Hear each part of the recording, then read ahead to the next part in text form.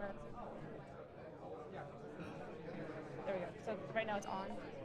Make sure.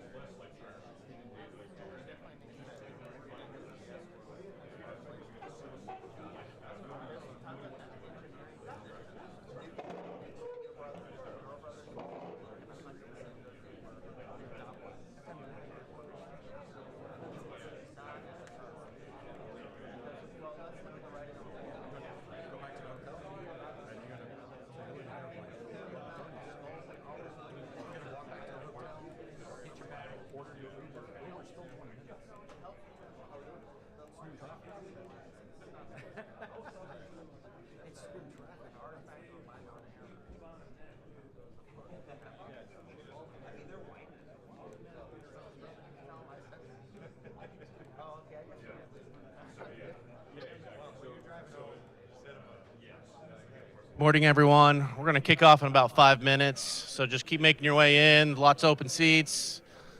We'll kick it off about 9-ish.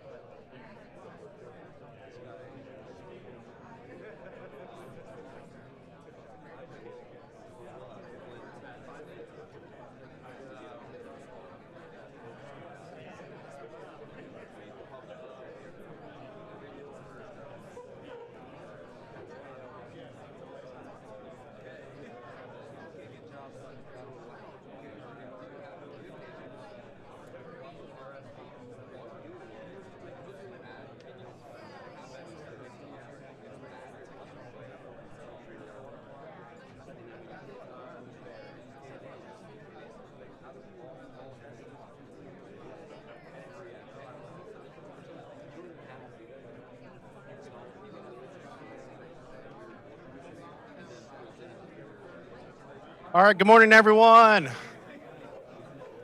Welcome back to day two.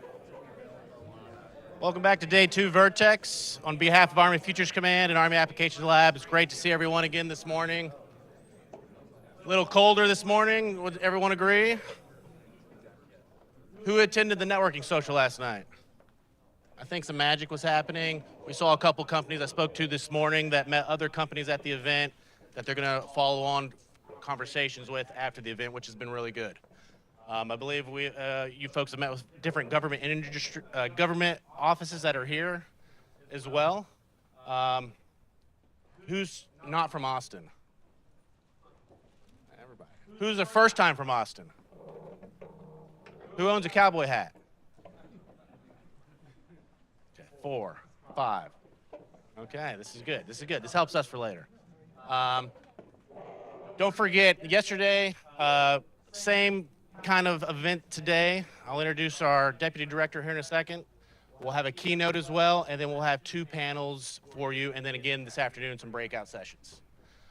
We got a lot of good feedback at those breakout sessions last night at the networking event, and then our QR code that we'll put up again later, we've received about 84 responses, feedback from within those breakout sessions, the feedback that you guys have, and this really helps us. This is the first time we've done that at a VERTEX. It really allows us to aggregate the data to really know what industry is saying are the solutions for getting after some of our problems.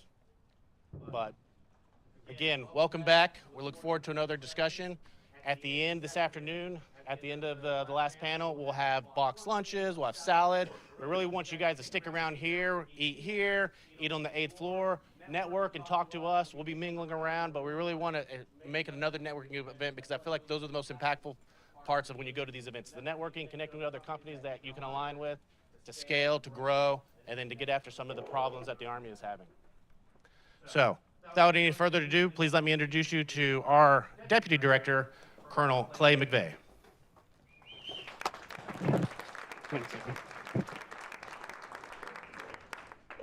Morning, everybody. So yesterday we had the privilege of hearing from Dr. Casey Purley, the director of the Army Applications Laboratory. She highlighted the crucial role AAL plays in tapping into the United States civil industrial base's research and development. So I'd like to take a moment to revisit some of the key economic trends since the 1950s to illustrate why AAL's mission is so important, and particularly in the context of this VERTEX event, the Tactical Information and Network. So historically, the federal government was the primary driver of R&D expenditures in the U.S. economy. In 1950, the government contributed 54% of the nation's R&D efforts, while private industry provided 44%. However, over the years, this dynamic has shifted significantly. By 1964, the government share had increased to 67%, and industry share had decreased to 31%. But from the mid-1960s and onwards, the government's ratio of expenditures began to decline, and in 1980, private industry had surpassed the federal government's expenditures 49% to 47%. Today, as Dr. Purley noted, that gap is even wider than ever, with private industry contributing 76% and the government contributing 18%, according to the National Science Board 2022 data. So what drove that shift? I believe there are several contributing factors. One factor, although I think it's relatively small, was the U.S.'s involvement in the Vietnam War, which began in 1965. So remember, 1980 is kind of when we reached parity. While the government increased its military funding during this period, it did so by diverting R&D resources to military operations. But I don't think that was a large factor. A more significant reason for this trend can be found in the areas where private industry invested its research and development dollars. Historically, the majority of private industry's investment in research and development have been concentrated in 2 sectors. Any guess on where those 2 sectors are? Say that again? So pharmaceuticals is number 1, and then number 2? Sorry, sir? Telecom, information technology is what they label it as. Information technology is number 2. So think about that. That was happening in the late 60s through the 70s, and in the 1980s, when we had the advent of the personal computer, is when industry started to outpace the government in terms of its research and development expenditures. So I think that's significant because that development of the PC created a new opportunity for industry to make money, which required lots of R&D that goes into that.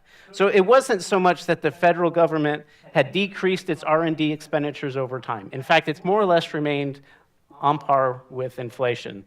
It was more so that private industry has increased its effort, and I think that this is largely due to the invention of the personal computer that we started to see in the early 1980s. So this brings us to the critical question, how can the Army modernize its tactical network? The answer is clear. It cannot do so without the help of industry. With the majority of R&D happening outside of the federal government, particularly in the information technology sector, where we need the most help, it's imperative that the government leverage the great science and technology being developed in the private sector. This is precisely why organizations like the Next Generation Command and Control Team and the Army Applications Laboratory exist, to bridge the gap between government and industry. So that's what this VERTEX event is all about. In geometry, my daughter's in middle school geometry right now, a vertex is the intersection of two lines. This event represents the intersection of industries and government's lines of effort. By bringing together experts from both sectors, we can foster collaboration, drive innovation, and ensure that our military has access to the latest technologies and advancements. Yesterday morning, we had the opportunity to hear from the leads for the Next Generation Command and Control Team, Colonel Kalustian and Colonel Skaggs. Their insights provided a valuable perspective on the evolution of mission command tools and a vision for the future. Colonel Skaggs provided his perspective on how mission command tools have evolved throughout his career. What started with him with a map board, push pins, plexiglass, and radios has turned into a collection of disparate systems that rely on hastily written sticky notes and swivel chair actions to ensure that all the warfighting functions work across the battlefield. Separate boxes such as CPCE, MMCS, CPOF, DSIGs, and AFATADs were all built and refined concurrently over the years, limiting our ability to design a system that is integrated and efficient. Colonel Kalustian highlighted the insatiable appetite for data at the edge and provided a vision of what the future network would look like. He described the process NGC2 was using to meet with soldiers at different locations to identify the challenges that they faced in their efforts to provide effective mission command for their commanders. Then Colonel Kalustian and Colonel Skaggs presented the Army Future Command's design for the next generation command and control system using the analogy of a layered cake. This framework, which we would see repeated in the afternoon breakout session, consists of 5 distinct layers. At the top of that cake is the application ecosystem or app store layer, which provides a platform for innovation and adaptability. Below that, we have the operating system and data layers, which enable the seamless integration of information and applications. The compute layer provides the processing power needed to support these applications, and the entire system resides on top of the transport layer, which enables secure and reliable communication. And if you want to stay connected with the NGC2 effort, please stay connected with Army Applications Lab on LinkedIn and at the joiner network that we have. And we'll throw some QR codes up here on the screen if you're not already connected. So after the keynote speakers, we had our first panel that offered a unique and valuable perspective on mission command, straight from the soldiers who rely on these systems every day. Moderated by Mark Pomerleau from Defense Scoop, the panel brought together 3 network G6s from distinct Army divisions, each with their own sets of challenges and experiences. Lieutenant Colonel Audrey Timalu from 1st Cav shared insights from the Army's armored formations, highlighting the complexities and integrating mission command systems with heavy armor units. Lieutenant Colonel Cliff Hubbard from the 4th Infantry Division represented the Army Stryker divisions and formations, discussing the unique demands of supporting fast-paced mobile operations. And then Lieutenant Colonel Tim Jones from the 82nd Airborne provided a perspective for the Army's light and airborne formations, where focus on speed, agility, and adaptability are paramount. Through their discussion, we gained a deeper understanding of the specific challenges each of these formations face in terms of mission command, and how we are working to overcome them. By hearing directly from these soldiers, we can better appreciate the importance of developing systems that are responsive to their needs and can keep the pace with the evolving nature of modern warfare. Then we had our second panel, Don't Bend, Don't Break, Operational Resilience in No-Fail Environments. This panel offered a unique opportunity to learn from industry experts on how they address network challenges and setbacks in the private sector. Moderated by Jim Here from Amazon, the panel brought together a diverse group of experts who shared their insights on building resiliency.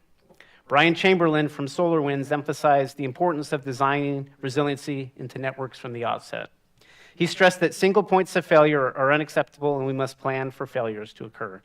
By adopting a proactive approach, we can minimize the impact of disruptions and ensure that our networks remain operational even in the face of adversity. Ian Eschen from Alaria highlighted the potential for artificial intelligence to enhance network resilience. He showed how AI can be used as a tool to identify vulnerabilities in our networks before they have the chance to fail. By leveraging AI, we can stay one step ahead of the potential threats and ensure that our networks remain secure and reliable. Glauber Costa from Torso offered a thought-provoking perspective on the Army's requirements process. He argued that overly restrictive requirements can stifle innovation and prevent industry from delivering the solutions that the Army needs. Instead, he suggested that the Army should use the requirements process as a means of communicating the problem to industry rather than the solution, allowing them to leverage their expertise and creativity to develop innovative solutions. By adopting a more collaborative approach, we can tap into the best of industry's capabilities and deliver cutting-edge technologies that our military needs to stay ahead.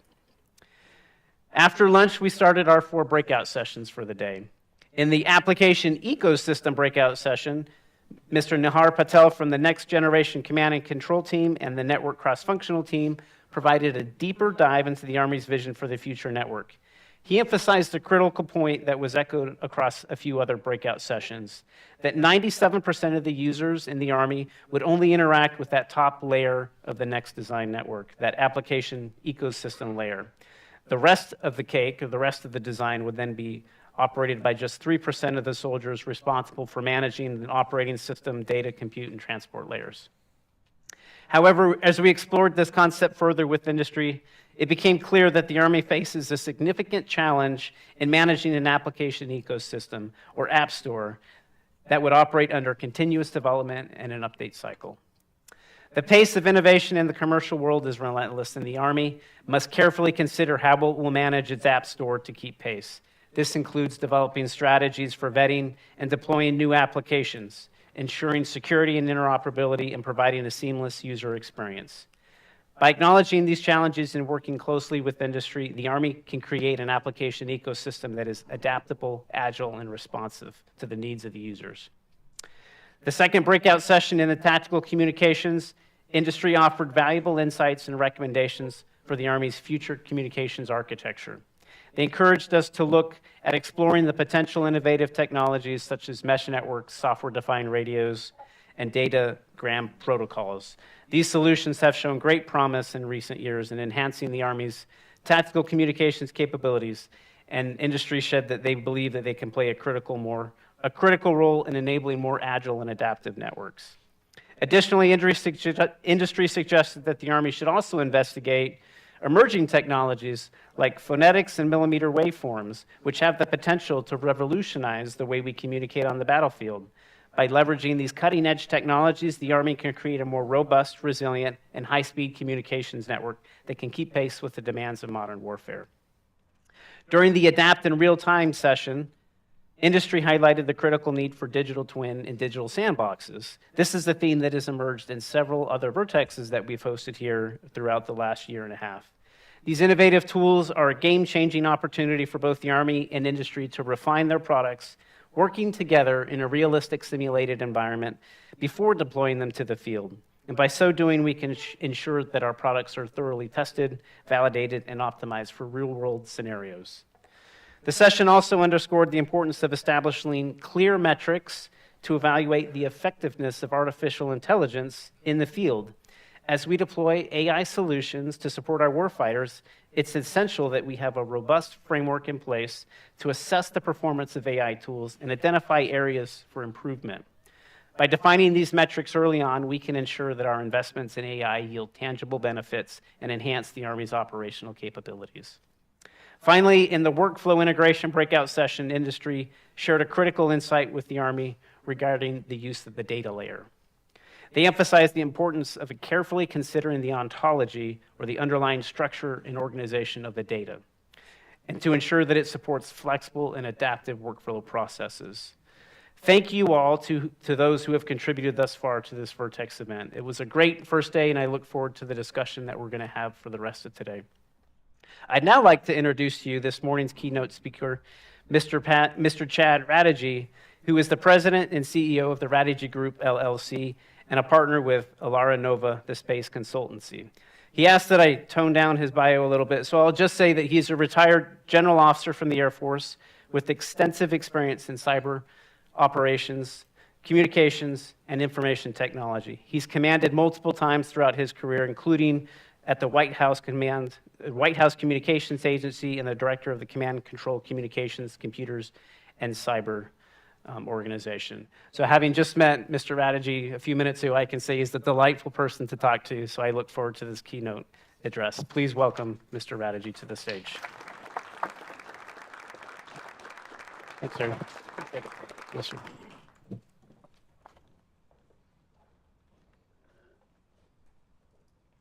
Hey, good morning. All right, I'm live, I think. Great to see all of you.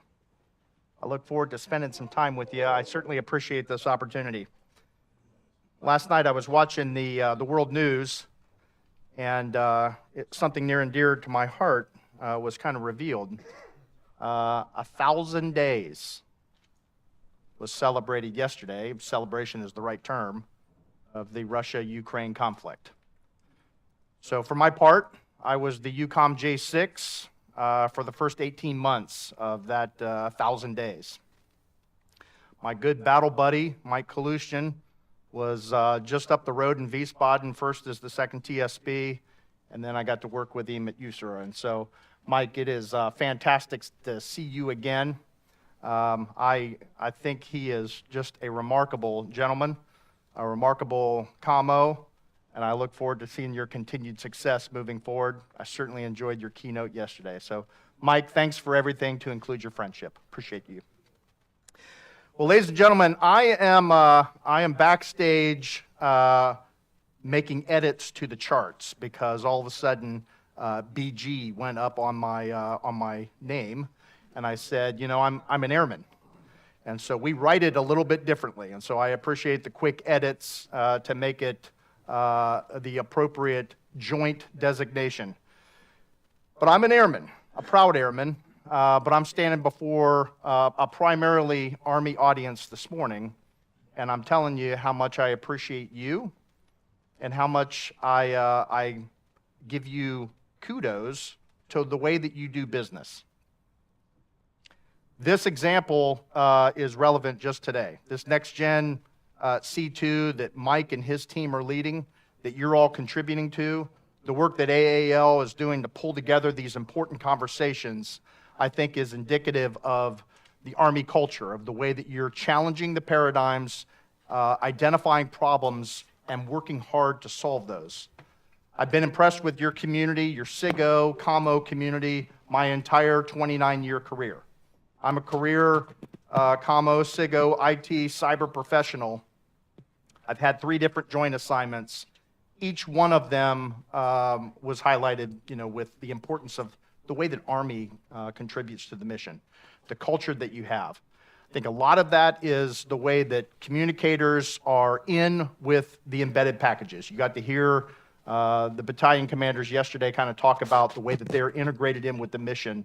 That is different than many of the cultures in our military services. And so I think that makes you a trusted asset and a trusted voice to many of your operational community, and that's wonderful to see. I have participated in countless orange calls, and again, just the culture of your organization, the culture of your community of your MOS is just remarkable.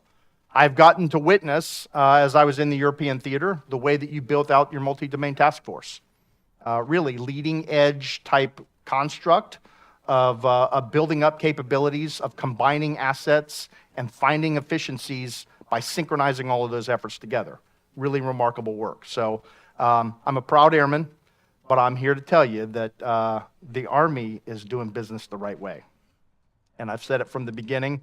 I talk to my retired Air Force community quite a bit and say we got a lot to learn from the Army. So with that, you should be proud, you should smile.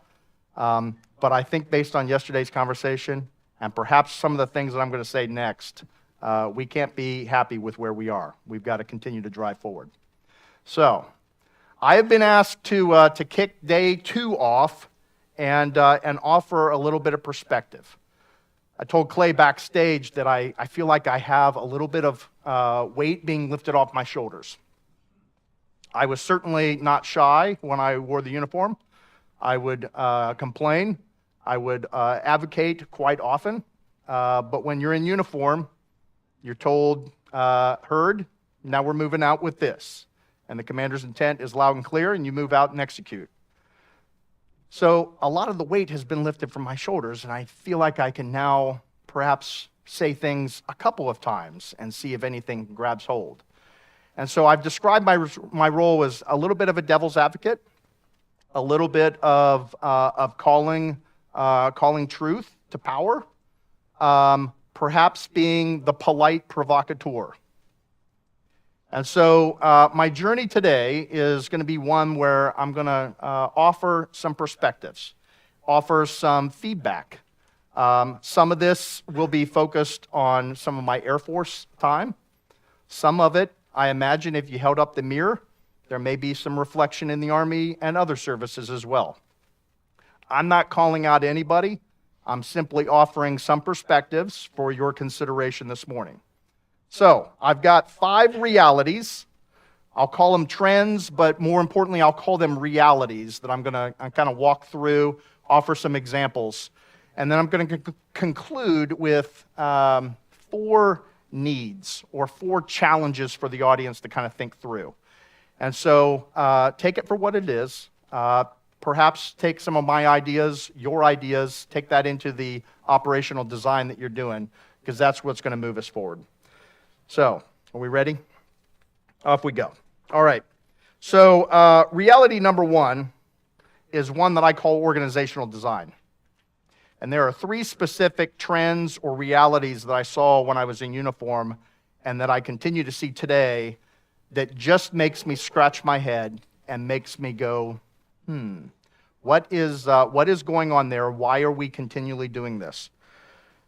The first one is this reality, this trend of saying, my organization is better than anyone else's, and I can do business better and faster than my counterparts. Therefore, I'm going to stand up my own capability, even though there's another organization that is doing the exact same work, that has been chartered to do that work, that has been mandated to do that work, that has been funded to do that work. They have the experts in place. Instead of holding them accountable, we tend to say, we can do it better, we can do it faster, and so we're going to stand up our own capability. Often what that creates is these challenges where different organizations are now competing. People are pulled in different directions. The experts that are in the room from one organization to another are now advocating to go to different positions and different jobs and different assignments and locations.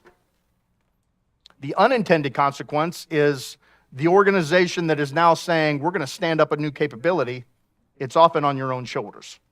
And so the heavy workload that you already have, you're now asking your folks to do more because you can do it faster and better. I think we've got to break that trend. I think we've got to hold the enterprise accountable. I think we need to let people do their jobs. If you're an architect, if you're a budget person, if you're a network designer, do your job, like Bill Belichick would say, do your job and hold everybody accountable. Trust that your organization will contribute to what you've been asked to do. So that's the first one. The second one is the trend of everything belongs in the three. How many football teams are successful when the quarterback is the quarterback, the wide receiver, the running back, the offensive line, the defense, and the head coach? None. Yet we have this tendency to say anything operational, anything that starts scratching at operations now has to go into the three. And so my experience has been that the three community is this large, overpopulated area, and they can't get out of the way of themselves. What I have been an advocate for is to do this, is to say the three needs to be the on-field quarterback, and they need to get the ball to the right playmakers at the right time. That could be the SIGO community out as the wide receiver. It could be the logistician that's playing running back. But drive the on-field decisions and get it in the hands of the right playmakers at the right time. Setting that operational tempo, I believe, is what the three is designed to do. I don't think the three is designed to be the organization that everybody gets aligned to because you're operations. We are on the verge of having combatant commands and other organizations that are one directorate. And so if that's what we're driving toward, that's the path that I believe we're on. I believe that there are very talented folks, especially in this room, that get undervalued because everything goes into the three and it gets aligned differently. And so I just ask you to consider that. The third one is this tendency to elevate everything up in the organization. CDAO is a perfect example. Hey, if we simply realign CDAO, if we now have it reporting directly to the undersecretary, oh, now we're going to have all of those authorities and that perspective and that attention, and it's going to break down all of these barriers across our department. And the reality is that we just keep elevating activities in our department further and further up the chain of command, because that's where we think the policy is going to break down and things are going to become so much more efficient. The reality is that we just keep adding to their rucksack. These policymakers are supposed to be thinking about the strategic view and keep adding stuff that gets into their staff meetings and into their inbox. I just think is the wrong way to go. Let the decision makers work the policy issues that we tee up for them. Let them set the strategic direction, and then let them hold us accountable for these organizations that are out trying to do the business the right way. So those are some of the organizational design aspects. The second reality is one that I call conflicting guidance. And here's what I've seen. DoD CIO will tell you that our job is to be innovative, to be agile. Yet NSA comes and they put policy in front of us and they say, no, wait, we got to be secure and we've got to be connected and we've got to work things that way. So there's this massive sumo wrestling fight that takes place between two policymakers inside the Pentagon channels and circles that are providing conflicting guidance to us. And those of us that are in the field trying to deliver upon solutions are often caught in the middle. And our bosses don't understand. They hear what they want or what they see out of one specific chain of command at the Pentagon, but in other cases, these policymakers are wrestling for our time and attention. It makes it really hard for us. So that's what I call the conflicting guidance. Yesterday, I heard a quote in the morning that said, the Army Chief of Staff has declared network transformation as one of his #1 priorities. And so I wrote that down and I thought, wow, that's awesome. And then I reflected back and I said, a couple of years ago when I was still in uniform, our Air Force Chief of Staff said the same thing.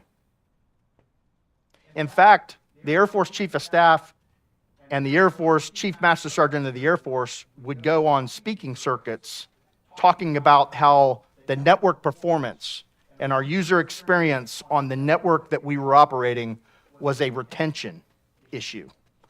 That airmen were not coming into our branches because they were afraid that they were going to deal with antiquated and outdated IT. They were actually going to have to turn in their cell phones at the gate and go back 20 years and try and integrate with old technology. And so I got to watch that. I was on the receiving end of that. I became the retention issue guy because I was involved in trying to run the Air Force network. We pursued this initiative that we called Enterprise IT as a Service, where we simply said, what would it take if we got proper funding and we went out and had some relationships with big industry? And we asked them to establish help desks at our installations. And we asked them to help us think about cloud and migrating apps and all of these things. Maybe if we just paid for that, and then we allowed our airmen in uniform to deploy forward and extend the network and provide that tactical edge connectivity, maybe then we could have the network that we all deserve and wanted. Well, I just saw something on LinkedIn yesterday. We celebrated 5 years. We had a vision at one time as the #1 priority of the Air Force Chief of Staff that we were going to have Enterprise IT as a Service implemented across the entire Air Force. To date, 1 base. And that 1 base is not even full. We got a help desk in, and we have some random capabilities at different installations around the globe. But I offer this. I think there are reasons for that. Some of the realities of budgets, some of the realities of changing priorities, some of the realities of interactions with industry, and I'll talk about that in a little bit. But conflicting guidance is one that I would plant as a seed and for your consideration. The third trend that I'd like to highlight is one that I call connecting and protecting our networks. How many of you have seen the PowerPoint charts, often created by SIGOs and COMOs, often created by other people that have all of these clouds and lightning bolts on there, right?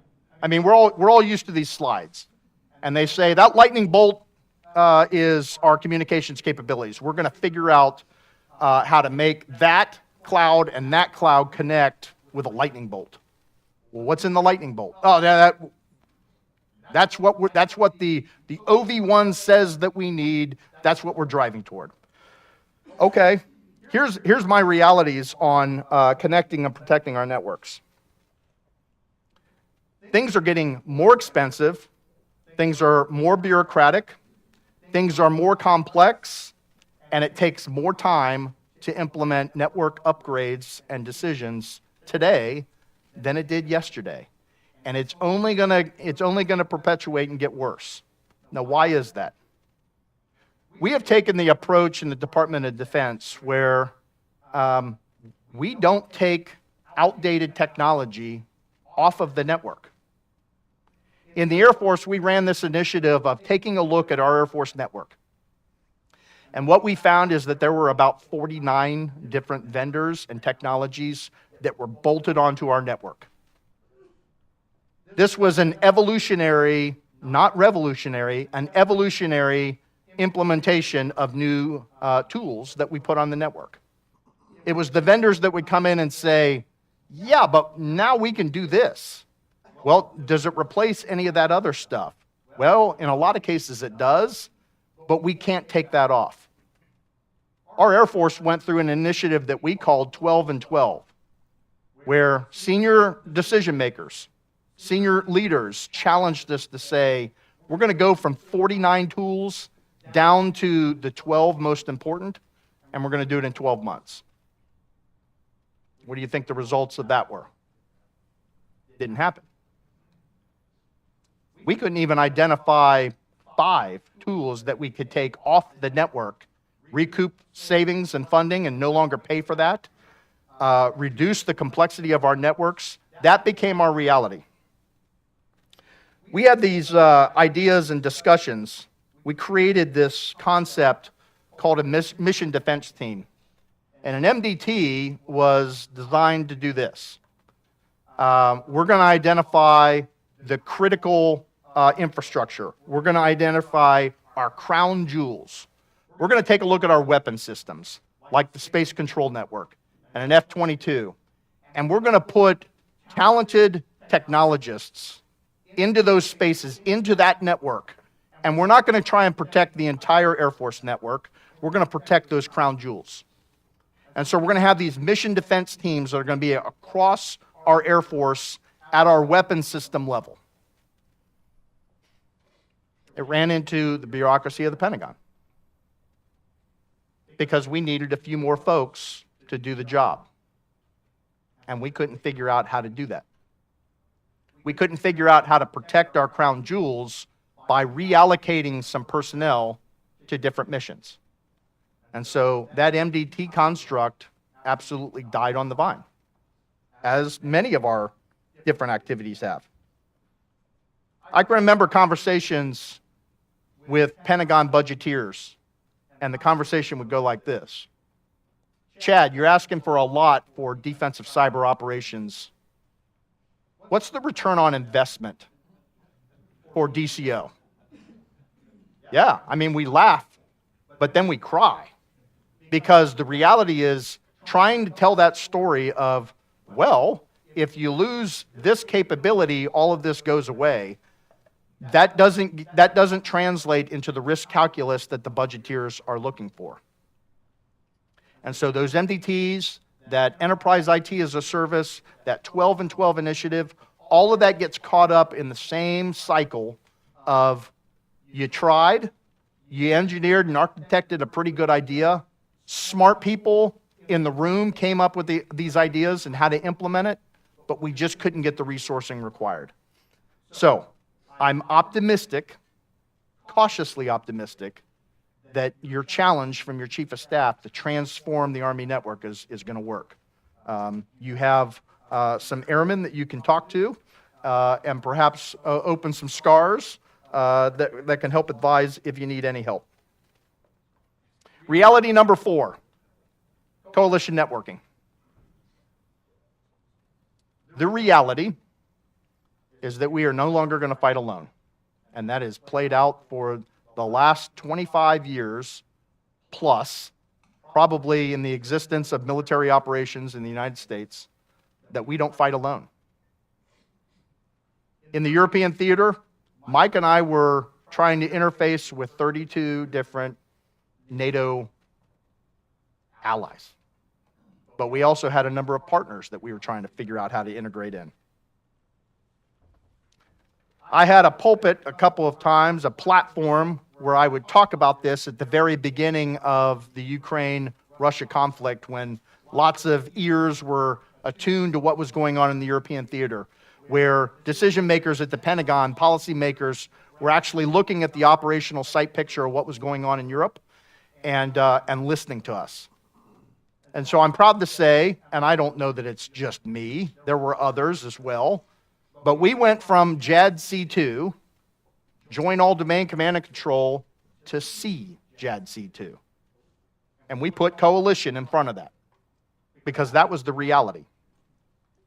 I have been an advocate and continue to be that JADC2, CJADC2 is not far enough. That we stop at command and control when we should also include a third C in the underlying communications. That lightning bolt on the charts helped define what that is. That's the technology that this room is trying to figure out how to implement. And so it really should be a CJADC3 because that's how you make our future command and control, our future military operations work in a meaningful way. 2 quick examples. One is crypto mod. You know, our Department of Defense made the decision that crypto mod was so far out of date that it had probably been hacked into, that our adversaries were in, and that we were going to turn it off. And then Ukraine happened. And the reality was, because of this coalition environment, we had aircraft from Poland, Romania, the UK, and others that were flying sorties on the eastern part of Europe. And they couldn't communicate because we had turned crypto mod off and Link 16 was unsupported. Well, what we had to do because of coalition warfighting was we had to revise our Link 16 network to communicate risk appropriately and dial it back to just the key parameters, the key message sets that we needed to have going. But we needed that allied air support. We needed that ground-to-air communications that Link 16 was providing. And so we turned that back on. The second example that I will use is one where I would come and visit Mike Kalushin up in Wiesbaden and the SAG-U and the operations center that was and is. And it is pretty remarkable. When I left the European theater a year ago, what was going on in Wiesbaden was informing the Indo-PACOM theater. Action officers were flying over and saying, the way that you have integrated and built this capability is remarkable. We're going to build this exact same thing as a learning construct in the Indo-PACOM theater. But I would talk to General Cavoli, my SAC-UR at the time, and he would talk about this. You walk into the SAG-U, you walk into the operations center in Wiesbaden, and you have a room full of operators and command and control experts. And the majority of the room, we'll call it 80%, is US SIPRNet. And then we're going to build some plywood walls over in this corner, and this 20% is where we're going to put all of our allies and partners, and we're going to put them over there on NATO's secret.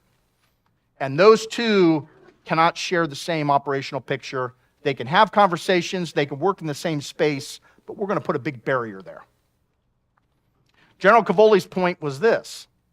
Instead of an 80-20 construct, what if we created a 20-80 construct? And we put the coalition allies and partners first. And we had an environment where 80% of the room was all of our allies and partners working off NATO secret. And then, understanding and respecting, we're going to have 20% where we build those same plywood walls, but that's where the US SIPRNet lies. And when you do that 80-20 and 20-80 design, that is recognizing that coalition warfighting is the way that we're going to operate in the future. And that enables better communication to take place. I've taken that lesson with me all along, and that's one that we talked about countless times. I had the privilege and honor of traveling with General Cavoli to different chiefs of defense conferences around the European theater. That talking point was the one that he would send me up on stage to make. And so, as you're having these next-gen C2 conversations, make sure that you're not discounting the coalition command and control piece. Okay, fifth reality is the one that I call communications as the white card. We had a conversation yesterday. Somebody used the example of fighting through the network performance. We kind of, all jokingly talked about Netflix and the circle of death for the Tyson fight. Yeah, I experienced the same thing. We all did. But this idea of fighting through, is it truly a reality in our business? As a communicator, career communicator, the number of times I've been implementing the network and all of a sudden you have the patch that didn't work or the latency that goes into place and you get the blue circle of death, and all of a sudden everybody on the base, everybody at your location, everybody in your command starts talking about how the commos have failed them, that the network is not up to standard, it's not delivering upon, and they complain and they moan and then they go home. And secretly, they thank you for a day off where they could blame the network performance on them not having to sit at their desk and not having to fight through the realities of a DDoS environment. So what's the white card? How many of you have had these big exercises where you know that you're going to have to design this exquisite architecture, and the architecture is so exquisite that we're trying very hard to get to that next gen C2, to prove what is capable. But then you go and you talk to your boss and you say, exquisite comms is great. What happens if we don't have exquisite comms? The enemy gets a vote in this. And so what happens if we take a portion of the exercise and we take down capabilities and we force the PACE plan to be implemented? And then it becomes a conversation that goes something like this. Well, that would be a lost training opportunity. Look how much money we spent to fly in resources and units and people from all over the planet. If we take down the network, everybody is twiddling their thumbs and it's a lost training opportunity. It's not a lost training opportunity. It's the way the future fight is going to unfold. If we can't fight through, if users can't understand what the environment looks like when it goes down and how they have to revert to perhaps those Excel spreadsheets or those hard copy PowerPoint charts to get their point across and talk about what's going on, it's a disservice to us all. And so we have got to continue to advocate for testing the high-end exquisite comms, but giving an opportunity for us to take the network down and fight through, because that's going to be the reality of conflict. I say this often when I speak. What has taken place in Ukraine over the last 1,000 days is a testament to their national pride and their national ability to come together and work through problem sets. I will tell you that they are getting hacked and taken down every single day. But every single day, they have enough operational resiliency that they fight through until it comes back up. And when it comes back up, they're not sitting at home laughing and complaining about the commo or the SIGO. They're actually at their desk, and now it becomes an instant faucet has been turned back on. Ukraine is surviving because of their operational resilience. And we have to get that mentality and that thinking into our own minds. Okay, I'm going to pivot.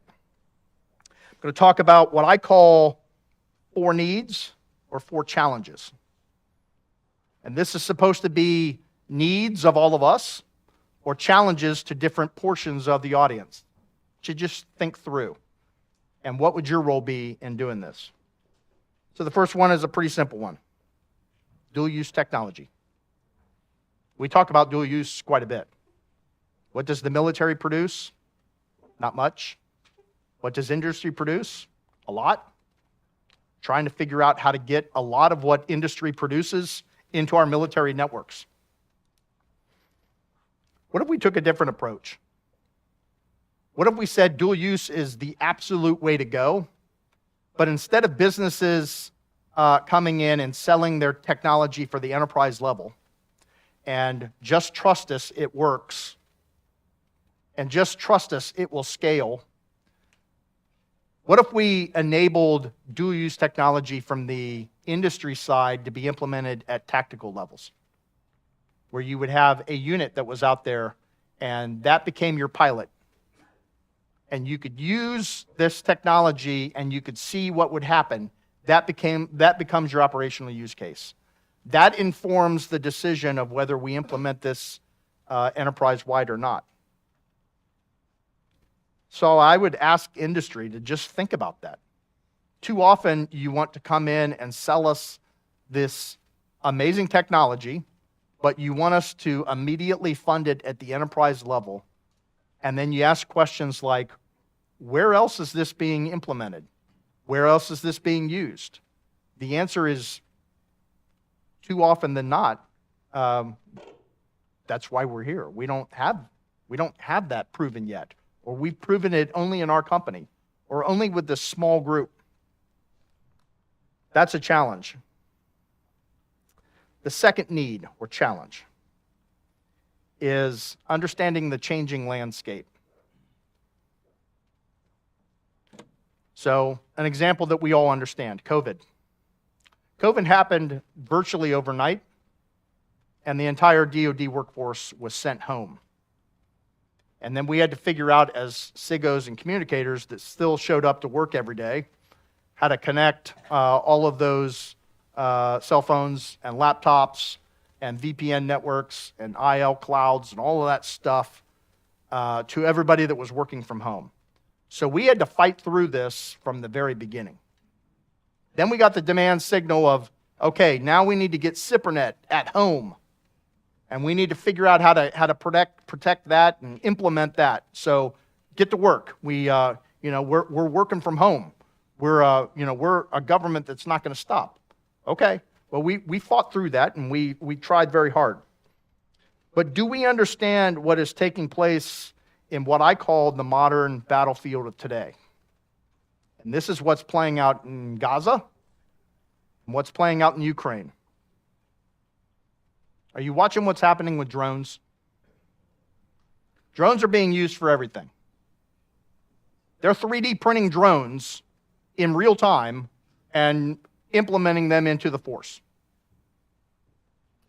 We established at the very beginning of the Ukraine-Russia conflict something that we called a Command and Control Interoperability Board, a CCIB, with Ukraine. So I never went into Ukraine, but Ukraine would be able to come out, and they would meet at Stuttgart, and we would have conversations, and it went something like this. We have equipment that is being, lethal aid that is being donated from 51 different countries, and we're trying to figure out how to integrate this into our system.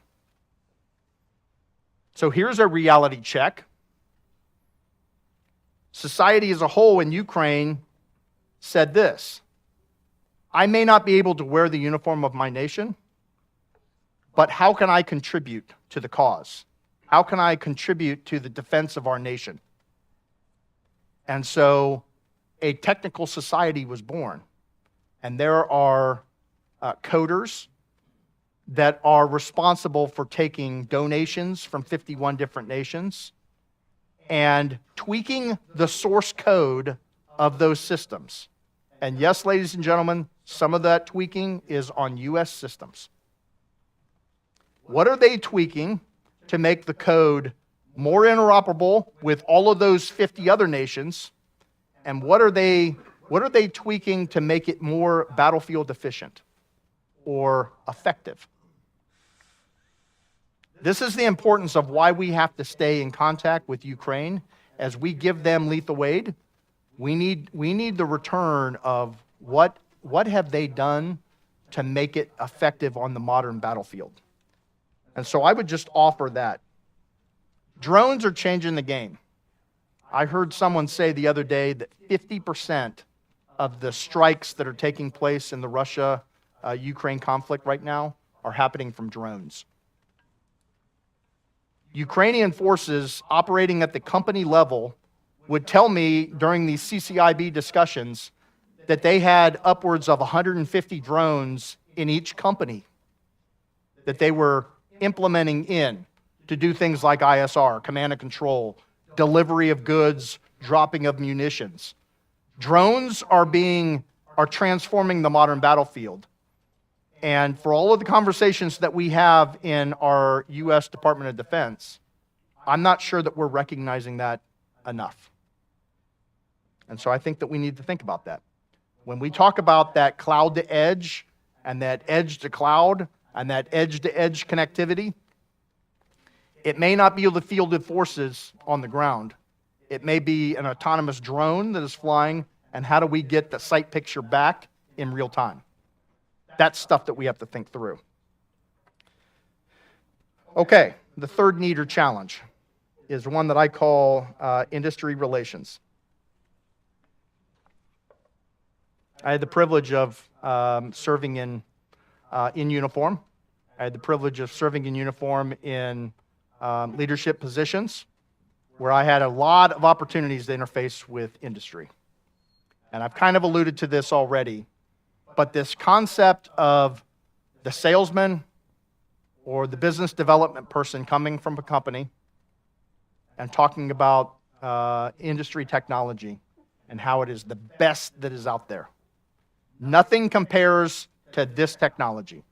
The number of times that I've walked the vendor floor and you go from one booth to another and everybody has the best technology that is out there. A lot of that's pride, and I get that. I'm glad that you're working for a company that you believe in their technology and you truly believe that it's the best. But is it? I heard a yes. That's good. Be proud. My challenge was often one of scale. I sometimes don't believe, and that's why I was kind of advocating for these small user perspectives, these user operational use cases at smaller dynamics. Because I think sometimes industry does not understand the scope of DoD operations. Mine's a small example. I was responsible as a group commander in San Antonio, Texas, of running the Air Force network, Air Force Information Network. So just the Air Force network, forest in the world. That's just the Air Force in the world behind the country of Germany.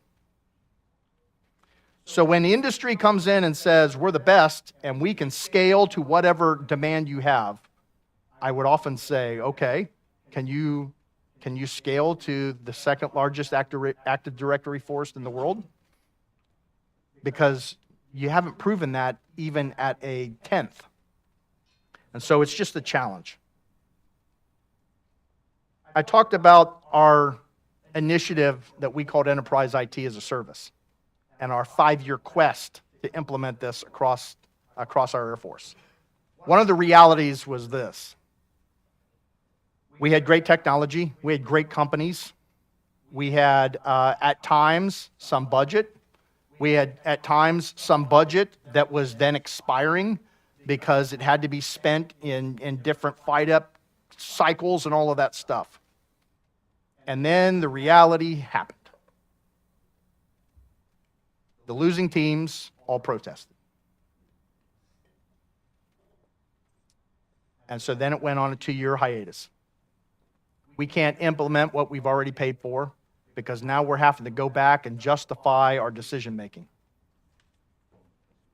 Many of you are probably having the opportunity to transition from military service into industry, and I applaud industry. I love the capabilities. I love the way that you're driving our nation forward. But I'm going to ask you this. Is it worth national security to protest? I'm not saying don't protest. I'm saying look yourself in the mirror and say, did we truly have the best product? Is it time for us to just understand what was selected and what wasn't, and maybe understand where our capability fell short? Maybe it's time to be a little humble on this and say, we got beat fair and square. We're going to take the L. We'll get better, and we'll be able to compete the next time. I'm not advocating for you to not protest. I'm just saying have that difficult conversation with yourself because it's a trend that we're seeing in the acquisition community every day. They now have different timelines where they talk about here is where the protest is going to happen, and we can't implement for the next 2 years as we try and clear that. Final point, final need and challenge. It's what I call the digital divide. This room is indicative of exactly what I'm talking about. You have young soldiers that are accustomed. Yes, sir. You have young soldiers that are accustomed to the technology that they have in their hands right now. And then they're running into senior leaders that have been in the service 25 plus years. And I put myself in that category. Have I evolved enough to understand the capabilities that are out there and the way that the modern airman, soldier, sailor, marine are actually operating? Today's organizational environments have baby boomers, they have Gen Xers, they have millennials, they have Gen Zers, and there's this emerging term called Gen Alpha, and they all think differently. And they are all accustomed to interfacing with technology differently. I have the privilege of mentoring a group of college students. And we were talking about, you know, the old guy and, you know, what their experience was in college. And they told me this story. At a pretty big university right now, incoming freshmen are actually taking classes on how to use a laptop. It's mind-blowing, right? Until you understand that they only know how to operate on their mobile device. But when they're trying to write term papers, when they're trying to access Blackboard, they have these laptops that are at times issued to them by the university that they don't know how to use. It's not that they're not smart. They're just used to that mobile device in their hands, and it kind of blows their mind. And so I would, you know, offer that. When we talk about the next gen C2 and the constructs that we're trying to design, are we designing it for the entire group? I thought it was great to have Mike and team up there talking about how we're going to go iOS, you know, enabled in the future, and you're going to pull the, pull the device from the Humvee into the command post. Great, I love it. It's old, but we got to recognize that. We got to recognize that we got to keep challenging, and we got to keep moving forward. Here's the other point. Military organizations today, when I would walk the halls of UCOM J6, I had a lot of seasoned, I'll call them seasoned workers. Ones that had previously worn the uniform, still wanted to serve, still wanted to be part of national security. I applauded their expertise, their history, their commitment. I loved all of that. And then I'd ask the question in a staff meeting, who's my AI expert on the staff?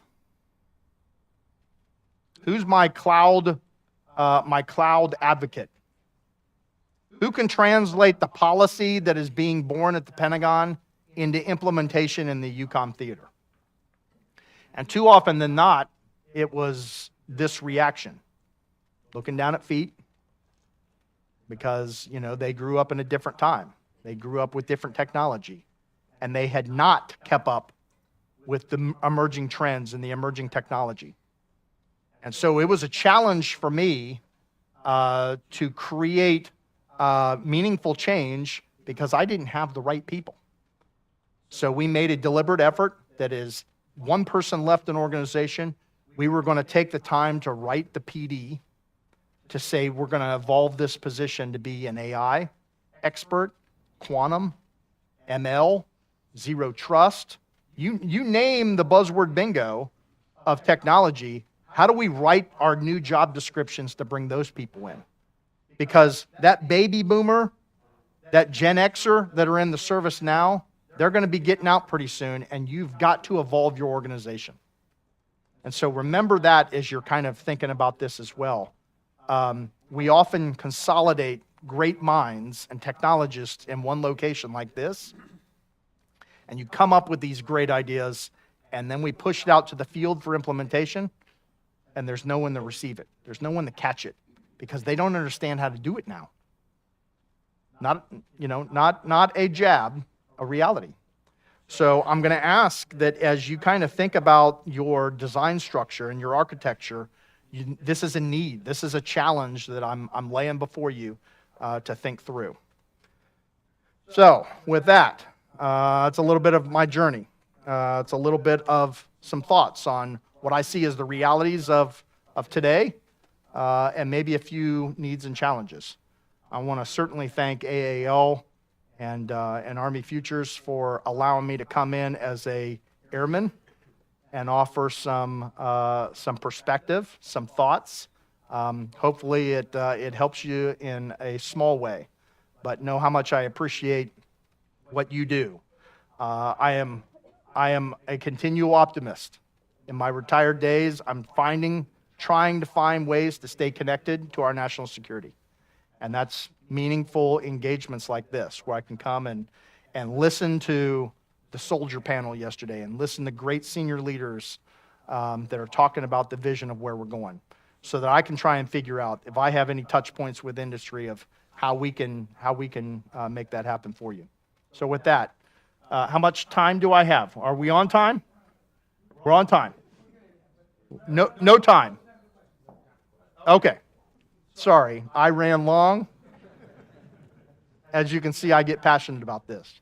I'm getting ready to fly to Georgia Tech, where I'm going to be kind of advising an Air Force architecture issue similar to this.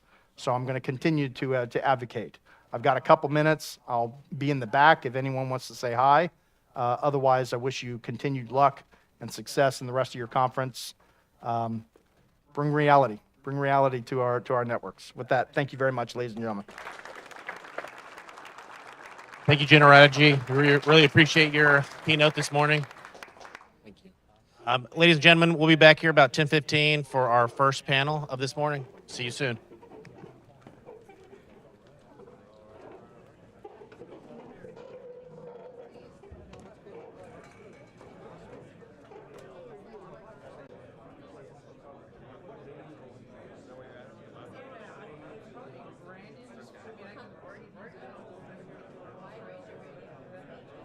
Green is on.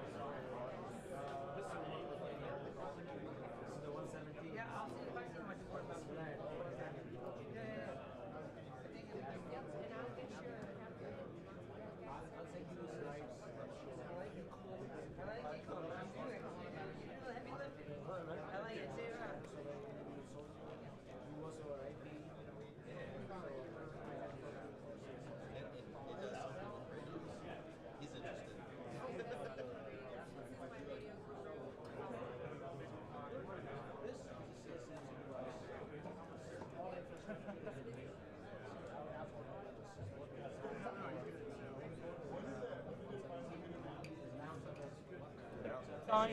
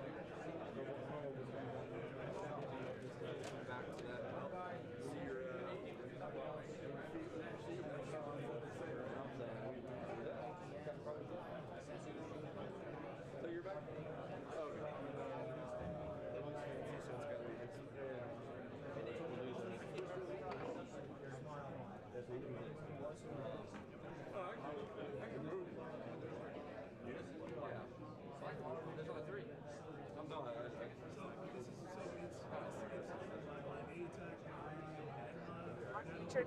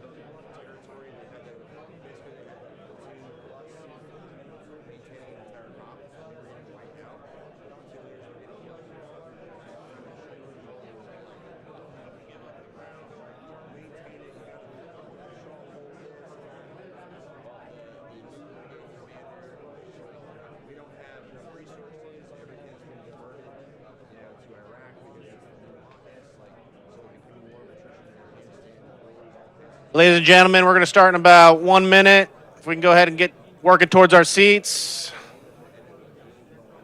1 minute, and then we'll start that next panel.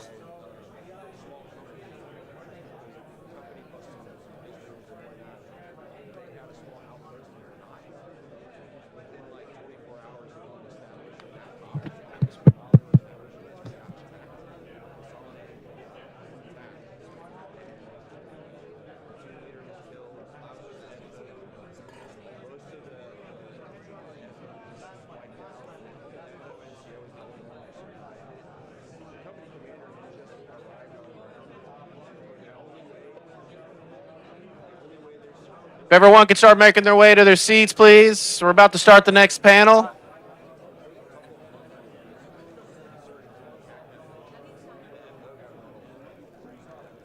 Got a lot of open seats down here in the front still. A couple open, comfortable ones up on the top right. We can make our way in.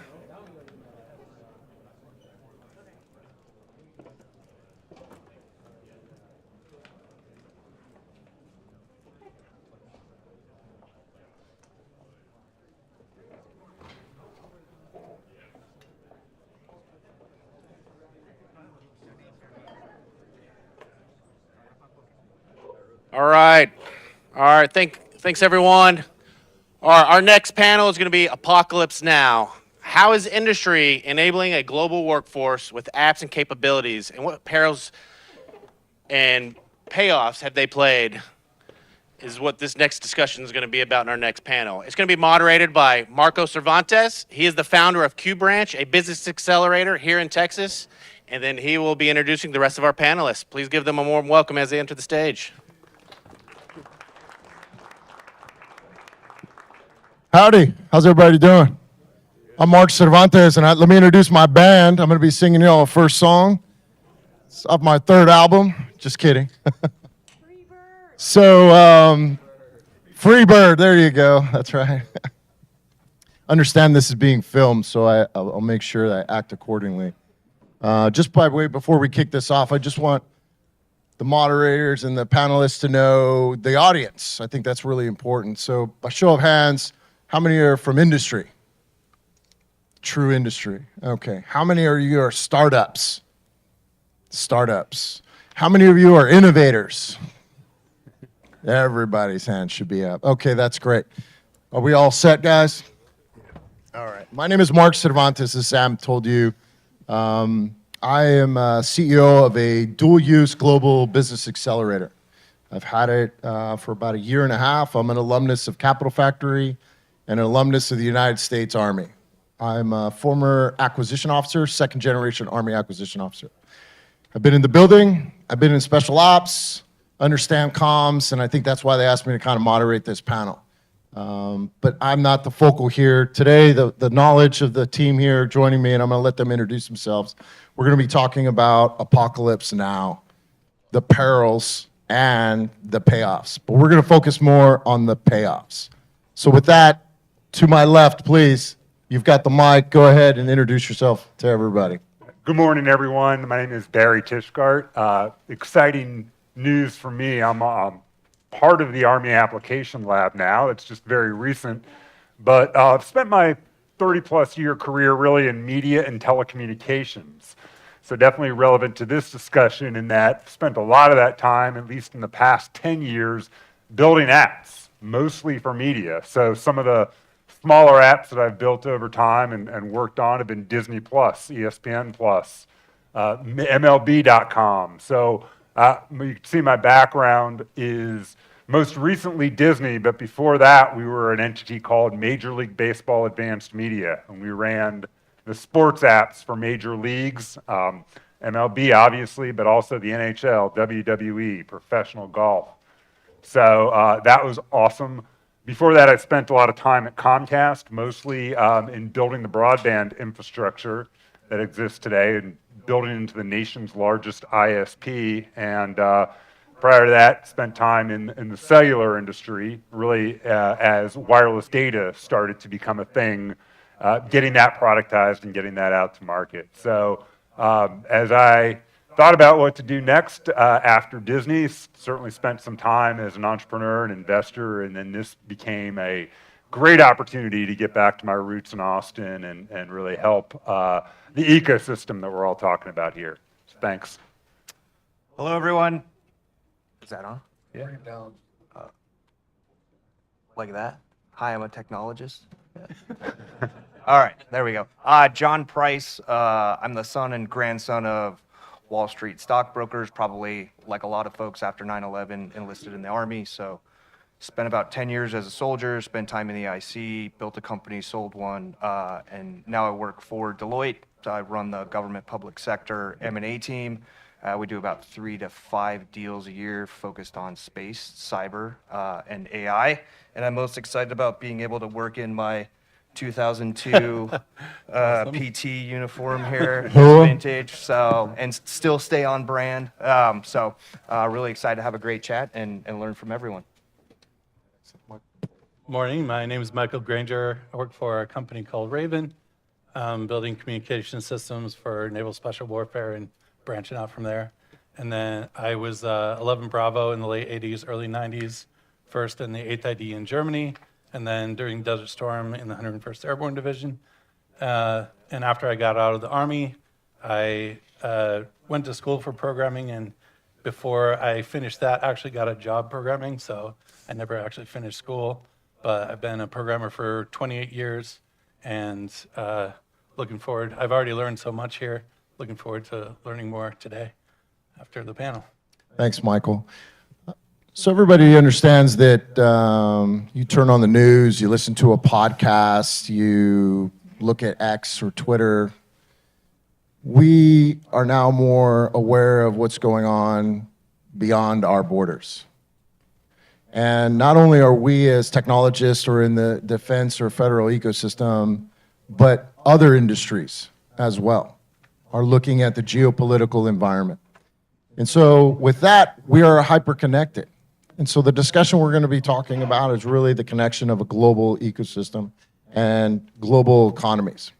So I want to really turn this to the panelists and ask the first question is, what do you see as the most significant risk and or challenges when you deploy technology to connect a global workforce? We'll start with you, Barry.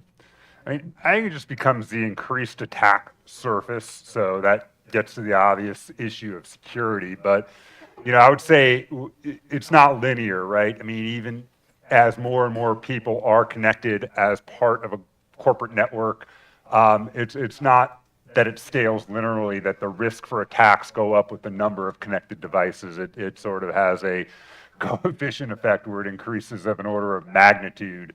And that's really what I think is and has been the concern, but there are so many new technologies to remediate against that.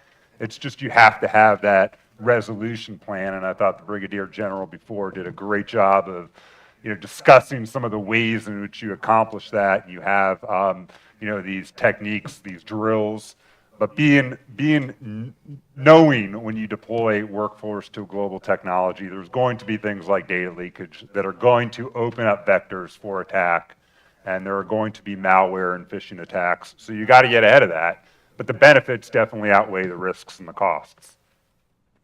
John? I think the soldier in me says the weight. 100 pounds of lightweight gear is always great. But I got a couple laughs. But security I think is important. Also, it has to work and it has to be interoperable. So if it's got a battery in it, I've always found that it fails when you need it. And if we have a whole bunch of devices and a whole bunch of applications, they have to work seamlessly so you can bring that to the fight in the blink of an eye. Yeah, to kind of close the distance with speed. Michael? With our globally distributed workforce, it's people who are often working in either network denied environments or just there is no network infrastructure or the distances are just too great. So application development has typically assumes a reliable network, and we have to work in an environment which a reliable network is actually the exception rather than the rule. So the considerations about talking to the network and what stuff you send on the network becomes like front of mind in every application design. What do you guys see as some of the payoffs of the global environment? I mean, for me, I think it's about productivity. I mean, my experience has been that the connected workforce can deliver things that, previously were unattainable. And give an example, and this is a good war story from the time we were sort of acquired by Disney and asked to launch Disney Plus 9 months from that date. You take a look at your engineering Gantt charts and you see that there's no way that that's possible, whether you're working 12-hour days, 18-hour days, that really couldn't be done. So the big solution that we came up with to that in terms of the man hours to get the work done was to do some acqui-hires. So we acquired companies with the right resources. 2 of them were in Europe, in Manchester and Amsterdam, and another center in Bangalore. So then we had, our U.S. development centers on the East Coast and West Coast working alongside Europe, working alongside India, and in effect, you had a 24/7 operation to code, to test, to get the work done, and we were successful meeting that launch target. Whereas, if you just kind of had your centralized development approach, you never would have had the ability to, to put in those hours to reach those milestones and do all the testing necessary to get a product out the door. So, John, you worked with Deloitte. Is there any opportunities for not just an M&A? That was a great one, Barry, given we're in a venture capital. But it's, what about partnerships? I think there's a lot of great opportunities for partnerships. I mean, if I could just dovetail off of his answer, I really see it as speed. Speed to make decisions, speed to have full situational awareness, speed to put rounds on target, the ability to get things correct out of the gate with all these devices on the battlefield, ideally working seamlessly. So, that's, I think, what we want to try and get to, whether it's comms or fire support. And so if you're working on some of those problem sets, like, that's an ideal place for us to partner. Michael, anything to add? I know you're working with Raven. I don't know if you want to kind of elaborate on that. Yeah, I think we quickly realized when we started the project that we didn't really understand the environment in which they're operating. A couple of our founders are former SEALs, but things change rapidly over time, especially as we're switching more to near-peer conflict. So we made it sort of a principle that we follow to this day, where anytime we develop something new, we try to put it on the user as soon as possible. I heard yesterday someone mentioned that on the soldier in 2 years, but 2 years would be an incredibly long time for us. It's more like a couple months. And we have the benefit of, being, the SEAL community is amazing. You can reach out and, people know each other and set up connections in the brotherhood. But I think it's super important, and is the reason, most of the reason for our success is just that direct interaction with the shooters and the door kickers, and learning about their constraints and then adapting your system to operate within those constraints.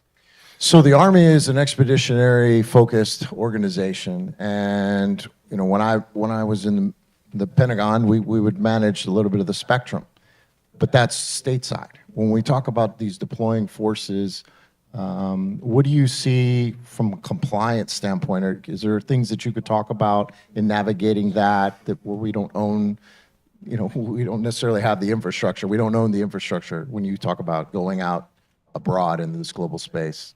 Barry? Well, spectrum question, that's a good one that goes way back. But what I think it's, the software-defined radios of today offer, an incredible amount of flexibility, but I think you also get into, a lot of those scenarios where what is the fallback, what is the operational readiness of those radios and those software-defined programs that probably aren't used day to day because you don't need them. So when you get out into a a more ambiguous space that's out of your home territory, have those been fully tested? I think one of the big questions is, can a system like that in, maybe unlicensed spectrum out of your home territory, run the kinds of applications that you need to run. We all experience that day to day in our own lives when we're trying to do something work related and our Wi-Fi or our cell signal doesn't cooperate. So being able to test that and have confidence that a remote system can do the work that you're most used to in a more secure and safe operating environment is really the key. I think two things for me. As the Army, we like to pack everything up, put in the Connex, bring everything with us. There's communication infrastructure all around us, wherever we go now, to whatever country. So I would like to see a way to utilize what's around us with what we bring. And then I think we have to get past doing your spectrum survey for whatever country you're going to go to, figuring out which freaks you have, and arming the lowest tier unit with the ability to figure that out on the battlefield or wherever they might be. Michael? I don't really have any experience with stuff below the transport layer. So we kind of think about how we can make our application architecture resilient to running on top of, whatever infrastructure is available. And I think that influences application design for the better. It makes you reduce coupling between the parts and stuff. And so we've been building things using things like event-oriented architectures that don't require as much session state and things like that. Apocalypse Now, vulnerabilities.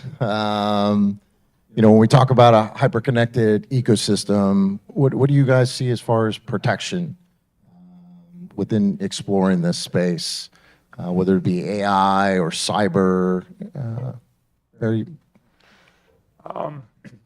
I think, redundancy is key. I think you got to anticipate that attacks are going to happen, failures are going to happen, but do you have a diverse, redundant infrastructure that can survive that? And, you could just point to recent public events, like everyone's probably familiar with the CrowdStrike outage that happened and affected many of the companies we interact with daily, like Delta Airlines, for example, and you had major disruptions to daily life. And I think the lesson and the takeaway from that was from companies who sort of dual sourced built-in redundancy and real-time analytics, even if they had, a vendor architecture that looks similar to some of the companies that were affected, the one difference is they had some built-in redundancy and failover and real-time analytics to detect what was going on and kind of instantly take action versus those that might not have. And so that's what, that's the way I always think about it is you can't, just put all your resources against stopping the attack. You have to anticipate it's going to happen and how you're going to recover. Yeah, I think you need to assume that it's going to fail. Yeah. So if it's going to get compromised and it's going to fail, then what do we do? So if that's decentralizing nodes, if that's building multiple applications, multiple app stores, I don't know what the answer is, but if the going in viewpoint is we understand that at a certain point this is going to go down or get compromised, what's our planning, our decision matrix moving forward from that, understanding how we're going to communicate to higher and lower echelons? Just to dovetail on those things, I think you can add things on top of those like defense in depth. So even if one layer gets compromised, you're not assuming that layer is, you're not trusting that layer to save you essentially. And you can do that all the way to, I think, to the data layer where the data itself knows what its provenance is, knows what networks it's capable of traversing, and that helps with. We've run into problems trying to build human-machine teaming systems where it's fine for data to migrate from the drone upward because it's almost always going from unclassified to more classified. But then as soon as you want to control the drone from a classified network, how do you actually exfiltrate that data in a safe way? So I think there's still a bunch of problems to solve, but some of those principles like defense in depth and zero trust can help a lot with that. So what excites you guys about the technology in this global space? Is there anything, I know we're talking about, here domestically, are there patterns that you're seeing in the space for the future? Let's start with you, Michael. The one I'm really excited about, I mentioned before, is event-oriented architecture. It's sort of complementary to the service-oriented architecture. So instead of having microservices for things, especially descriptive data, the systems themselves push out the data to the network, and then you subscribe to whatever data you're interested in. And you can do some interesting like routing techniques to ensure that you're pushing the minimal salient data across, restricted links by observing what is subscribed to upstream. There's a bunch of interesting things you can do with that sort of pattern as a complement to the service-oriented architectures. I'll pick an example from the audience. So Brady sitting in the front row. It's the ability to digitize everything that we do by hand. So something as simple as planning and having a sand table that I can carry around with me everywhere and then push that information out immediately versus doing that by hand. I think allows you to force multiply in ways that we haven't seen yet. Yeah, speed at the micro level Yeah, as opposed to the macro, right? We all think. Barry, any insights? Yeah, I mean, and at the application and user level, I think personalization will go a long way because we all, play different roles within our organization and our families and our lives. And so to be able to, surface and target the kinds of applications, capabilities that the individual is going to need to use to do their job best, I think that is coming a long way. You're probably seeing some of that in the applications you use in your personal life. And I think as you apply that to, force deployments in military environments, that's going to go a long way too. That, every soldier's out there to perform a different task, every unit's on a different mission, and really tailoring what they see and what they use to their mission is going to be key. So, we're talking about comms communication, but, Michael, I think you mentioned humans, right? Humans are the most important thing that we have out here and the talent that comes along with that. I don't know if you're seeing in this global ecosystem a gap in talent or potential need in talent. Is that something that you're encountering, finding the talent to kind of enable these systems?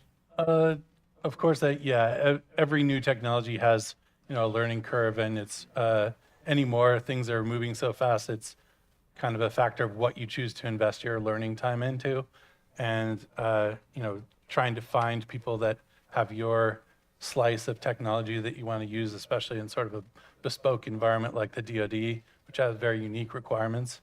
It is kind of a challenge to hire people, but I think a good mentorship program, especially hiring veterans out of the military, can kind of give you a step ahead. They can, integrate with military people, especially, do user testing with them, and they speak the same vernacular, have the same habits, are not shocked by the things that, the military has to do, whereas a civilian hiring, civilian employee pool might take a little while to adjust. So I think you can kind of leapfrog the technology gap by just choosing people that have more people skills that are appropriate for the job.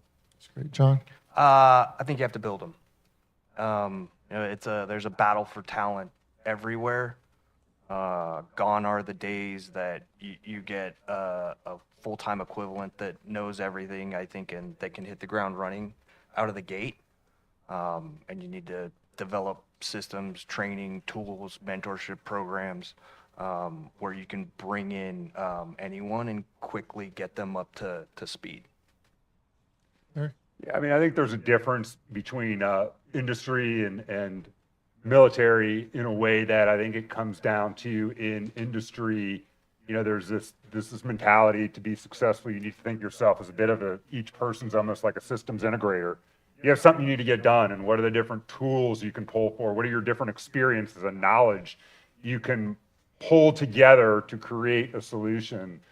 And, in the military and somewhat in industry too, you think of doctors, for example, things are very specialized and you need to be able to perform a task really well at like 100% success rate all the time. And so it's a different mindset to go deep in something versus being able to pull things together. But I think ultimately the people who succeed in the new economy and in the new marketplace will have a bit of both, that they can go really deep in an area, understand it very well, and perform at a zero fail rate, but yet they'll have the ability to pull in other solutions. They'll have the ability to innovate and bring in other architectures as needed to make the whole process more successful. So real quick, Sam, how much time do we have? We good on time, buddy? Okay, we got plenty of time. So I'll ask the panel one more question, and then I want to open it up to the audience. But understanding our audience here and those even on the outstations, what is one piece of advice or a tool or policies that you would want to ask to better connect the global workforce? Michael? I would say that user testing of your actual end users is critical. A lot of the people that we talk to in the SEALs anyway, when they get handed a piece of equipment that's gone through 3 years of testing or whatever, but there's no consideration of their actual operating environment. They put icons up in front of their face when they're trying to clear a room, or there's no substitute for actually getting it from the mouths of the users that you intend your technology to be used by. So I would say, go down in the organization as far as you deem appropriate and ask those people directly while you're building it, not after you have delivered something. I'll go with a pop culture reference. So I don't know if anyone, I may be dating myself here, but if you've seen the movie Aliens, at a certain point, there's a captain sitting in a car, kind of controlling everyone while they're moving around. And I think the same with UAVs. That's great, but it doesn't offer context for the battlefield. And so when you're building your applications, to me, that's the next leap that we need to make is if you're removed from that situation, how do I offer full context for what people are dealing with on the battlefield? It's a real challenge. I think we can get there. And then I would say from purely an M&A perspective, build a company that you believe in, that you think is special, and everything else will take care of itself. I would say a couple things. One is sort of this cross-functional collaboration concept, in that from, as an example from industry, we were very successful in our DevOps environment, as I mentioned, to be able to build an application much faster utilizing resources around the world. But a year later, that became ultra useful because of COVID, and as also the general mentioned, everyone working from home. So that wasn't just our DevOps environment, that was marketing people, that was customer support people, that was everyone. So being able to share metrics, share information in a collaborative environment and empower other teams who may have traditionally always worked together in an office or had other ways of working collaboratively was ultimately key. And you measured in terms of a app or a service. In the media, it's all about audience engagement. That's the only way you can really measure yourself. Are you putting out things that people want to watch? And I think the same kind of applies for tools and collaboration tools and workforce. Is the workforce using what you put out there, and are they valuing it? Just the same way you may have value from a hit TV show or sporting event when you can measure the number of eyeballs on it.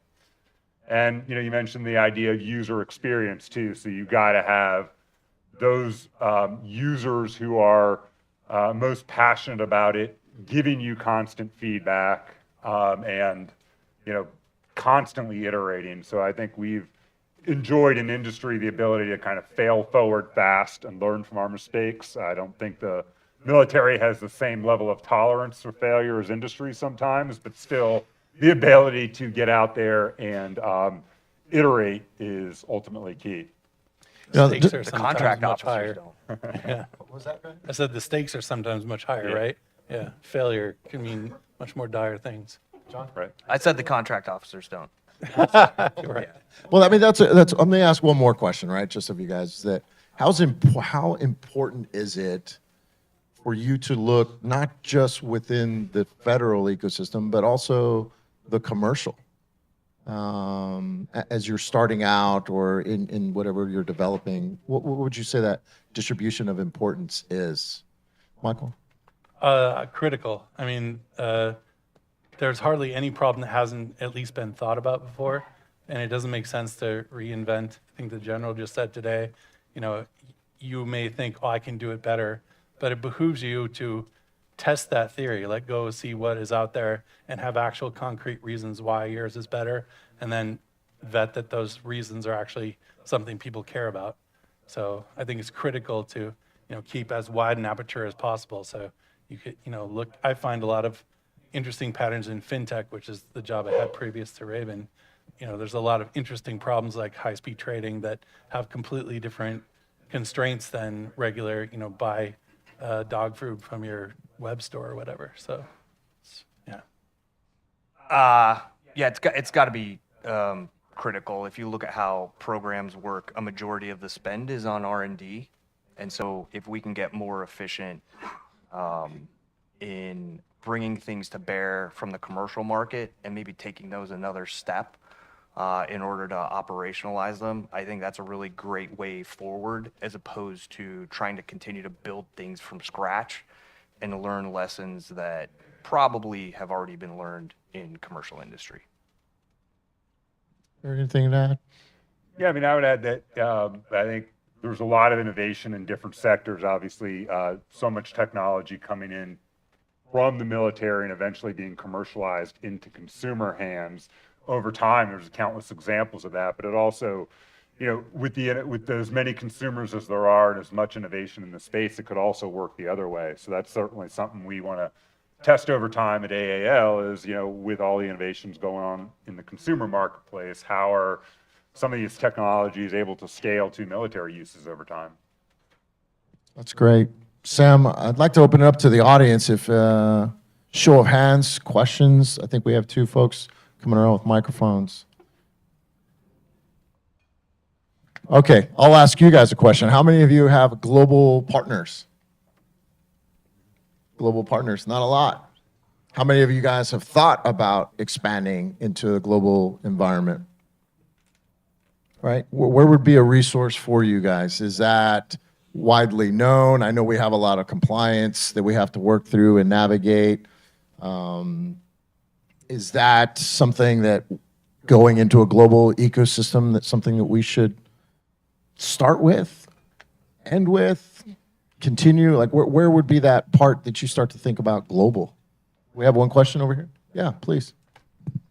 So I like the idea that seems to be coming up where there was I would say an advantage that was given to companies that would work together for a solution rather than a single vendor. Because it forces more of an open architecture. You have to work together. You make an API base so you're able to now plug and play into sockets. How much emphasis is there in pushing that mentality further down the road? Because just like you said, Barry, I mean, it sounds like collaboration really is what you're looking for on this. In the requirements and in the RFP stage and in the proposal stage, putting it out there that a weight is given to collaboration rather than a single vendor ends up meeting the needs better, and it usually produces a faster result on the end product than a single company doing it. So what is the go forward plan with that? I don't want to speak specifically to our go-forward plan on that, but I think you have the concept right. I think it's more, you know, along the specific need that, you know, in many cases, collaboration can work best. Perhaps open architectures can work best, and you balance that against, you know, whatever other operational security requirements are in there. There's not one magic formula, but I think you have, you know, your question, a lot of the ideas stated correctly. And I think it's something that, you know, you know, at least in industry, it has tended to lead to better results, you know, and where that can be applied, you know, across the Army, across other functions of government, you know, remains to be seen, but there are good examples of it. It's on industry too to help educate the client or the customer, right? Like I think gone are the days where you say, hey, tell me your requirements. Technology just moves too fast. So if you're going to go in and pitch a solution, you know, maybe industry and the client working together to say, here's how this works with everything else. Here's how it's collaborative. and here's how things are not going to get stovepiped from a data standards information standpoint as things, move forward like other solutions that we're all aware of, where maybe the client doesn't own their data or something like that. Just to build on what you said, I think a lot of times you can explore other ways of integrating rather than sharing your different APIs together. You can make the protocol or the data format the place where you collaborate. So if you all agree on an ontology and all of your data emitted follows that ontology, it turns from a 1 times n integration or n times n integration process with each company having to talk to every other company and figure out what their APIs are, to just you have to integrate with the data standard and then everybody expects that. So, just be open to exploring other surfaces for collaboration. Collaboration takes time, right? It takes time. And so do you guys have any best practices on how to navigate that time? Time equals money, time equals effort, bandwidth. Well, a big one for me, I think, is be very willing to let go of your ego, and don't assume that what you have is the best, and always approach a situation as if you have something to learn from who you're collaborating with, and that often bears much more fruit. Even if a system isn't as good as yours, oftentimes it has several aspects that are as good or better, or has at least unique ideas. So truly make it a collaboration, and I think it pays off dividends in the long run for both parties. Anybody else from that? We have a question over here. So you made me realize that the DoD does not make it easy for me to work in a global environment. We have a subcontractor that we can't call a subcontractor in England that because our new contract is CUI, we can't share with them documents about a vehicle that they already have. And I know that we can eventually get it to share with them, but the government really wants a turnaround in 18 months. And I don't know, it's going to take a century and a half to get to the point where I can share information with them. So, what you're talking about is great, but I don't want to deal with, I'm a small business, 45 people. I don't want to deal with having to work with foreign companies. And England and Canada should be easy. So I don't know what my question is. I'm just complaining. So. No. Do you think the whatever program office understands the impacts of their decision? Oh yeah, but the Army wants it, the contractors want it, their lawyers don't. There's all these different groups, right, that are slowing things down or pausing it. Our customer is really good. They work with us directly. We are so blessed, right, to have that. But it's these other regulations. Oh, by the way, with CUI, we can't send CUI, but the Army will send over unprotected email, right? All the CUI documents they want. So there's that too. So. I can definitely empathize with that. We don't have any. We're just starting our international relations with other forces, but even just domestically, like trying to integrate with several radios, you have to fly to a city where there's a special room. You go in that room, and that's where you do your integration work. And I understand the needs for that, but if you're going to collaborate with people who are very small workforce, have a limited budget, having a plan for that, like distributing a radio that has the same OS but just not the encryption, so you can use it outside of the special room, would be super helpful. So, who's the congressional member for this district? Oh, this district, I don't know. I live somewhere else, Sam. I don't know. I mean, it'd be interesting to know if they were on. Lloyd Doggett, thank you. Thank you, Lloyd. Are they on HASC?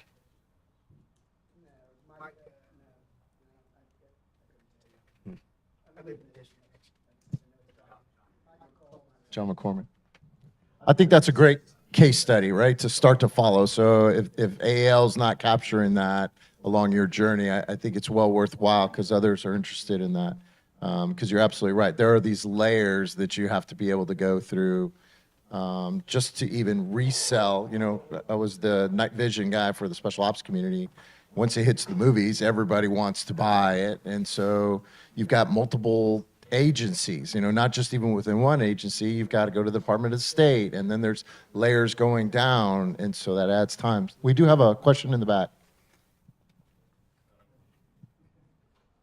Hi, Shankan Yahashi.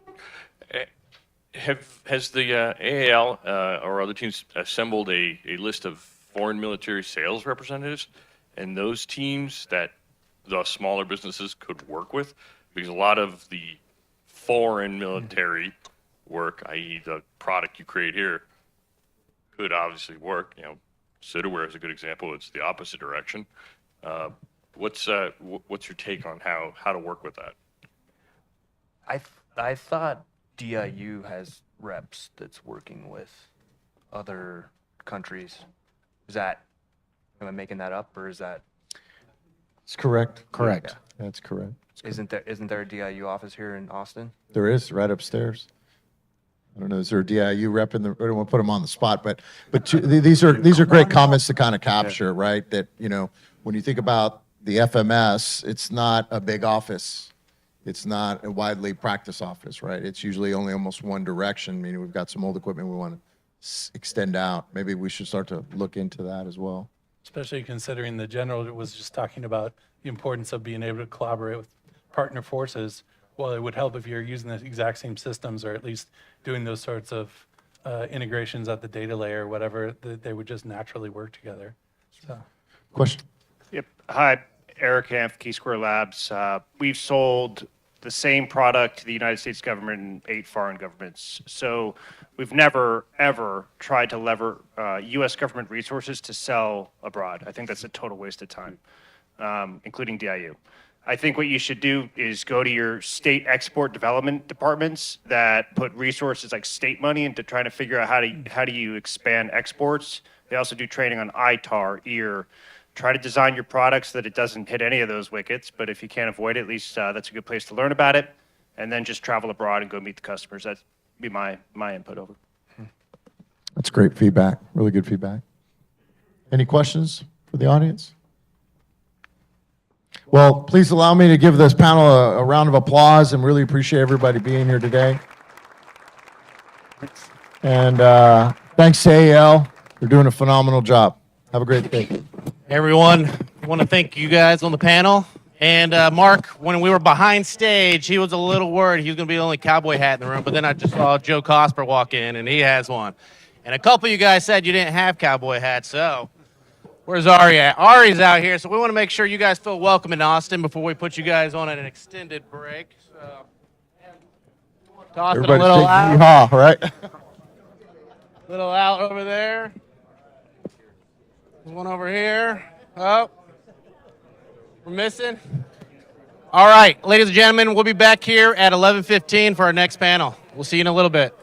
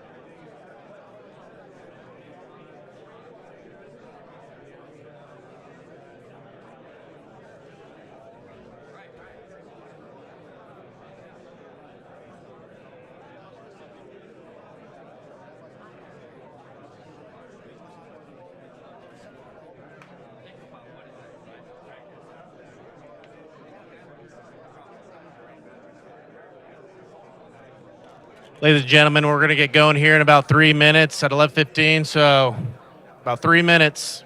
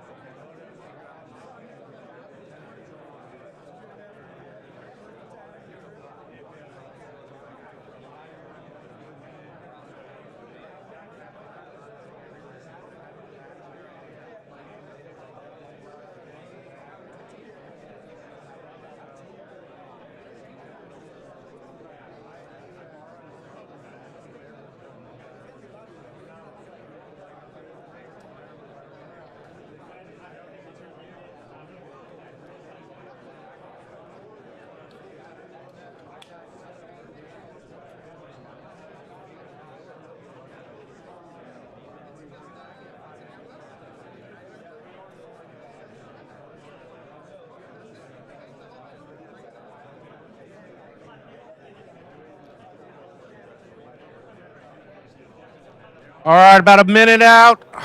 Let's start making our way towards our seats. We got seats open up front, in the middle, to the left.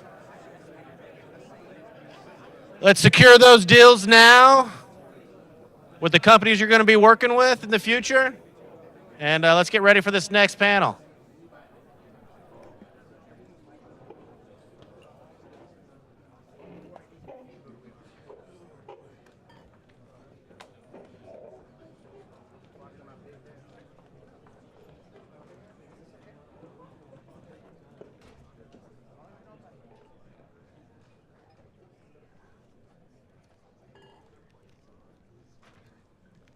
All right, ladies and gentlemen, hopefully the quick networking break helped out. We got some food back over here, so let's not forget about that after this next panel. So our next panel is going to be the data overload. We have all the data in the world. We're starting to get it. We have it. How is industry using it? How are we weaponizing it? How are we using the tools that we have right now? And that's kind of what this next panel is going to be getting after. Let me introduce you to our moderator for this next panel, Amanda Mercer. She is with Warden Barry, a GovCon lawyer and a good friend. So please, and she will introduce our panelists.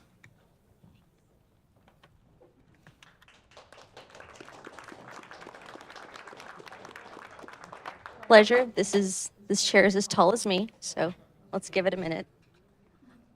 All right, y'all, it's a pleasure to be speaking to you today. My name is Amanda Merced.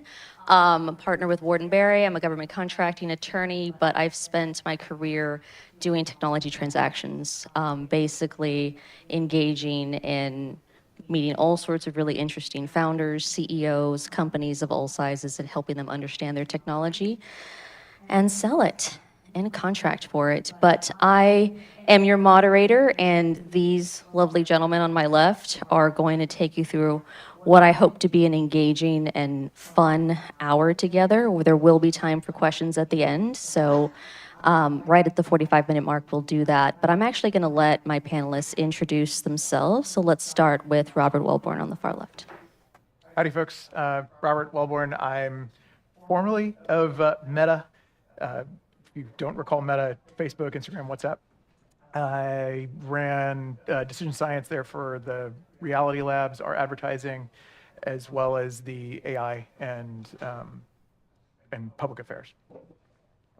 Hey everybody, my name's Sasha. I'm founder of a company called Complicated Things, which is just my company that I do a bunch of work through, excuse me. So about 20 years enterprise technology experience through acquisition, development, funding, a little bit of deep tech in the quantum computing space, and I've run public companies doing applied AI and data science. So thanks for having me. Hey everybody, I'm Patrick McGarry. I lead the federal practice for a startup here in town, actually just upstairs, called Data.World. I'm a sort of long-time veteran and startup junkie. Have built and sold companies for the last 30 years or so, and all the way back to sort of a Navy guy, so try not to hold that against me. Love it. Awesome. So let's go ahead and kick it right off.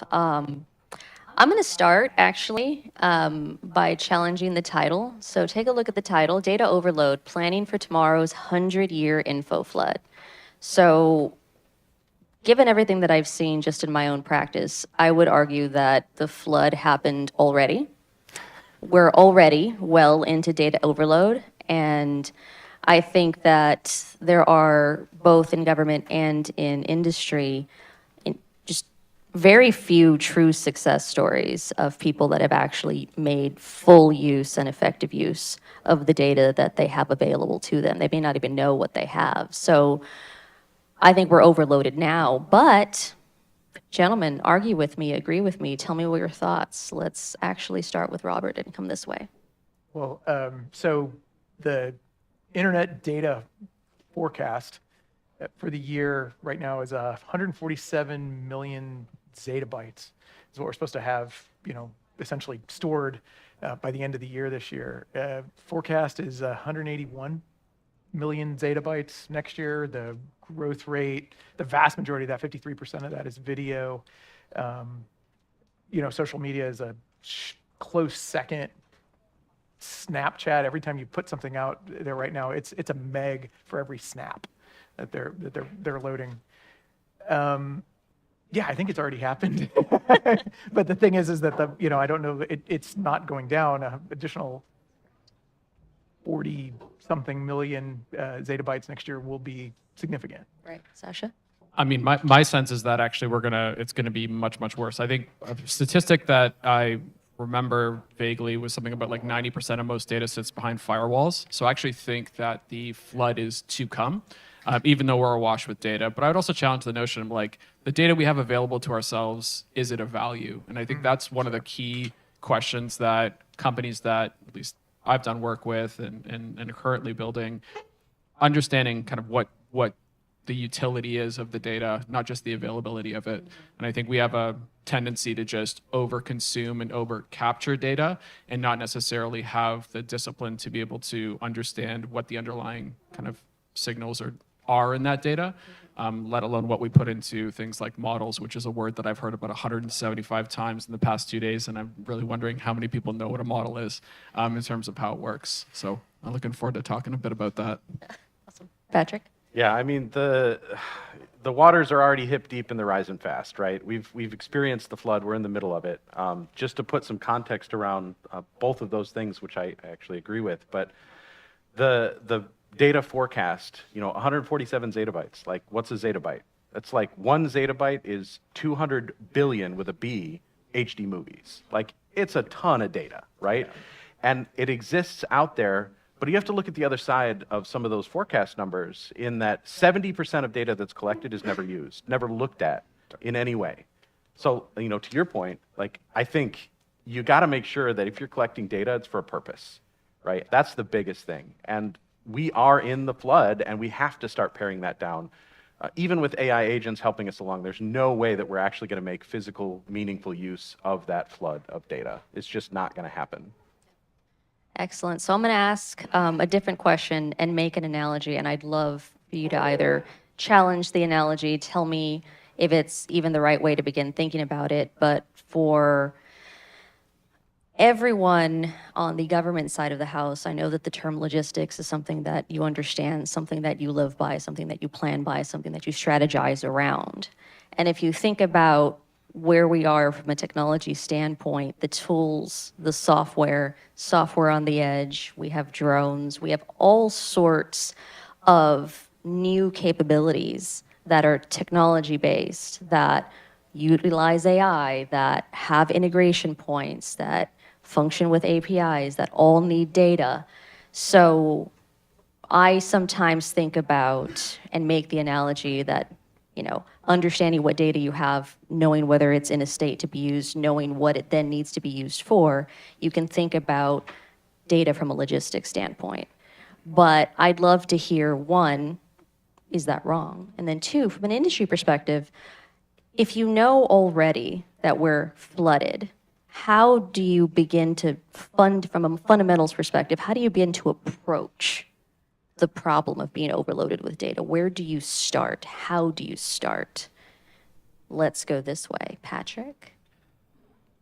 I think it's two-part. The way that you approach this, it's a socio-technical problem. Like, it's got to have a technology component because inherently we're dealing with technology, but realistically, you also have to have that cultural component. You've got to get people to understand what it is they're doing.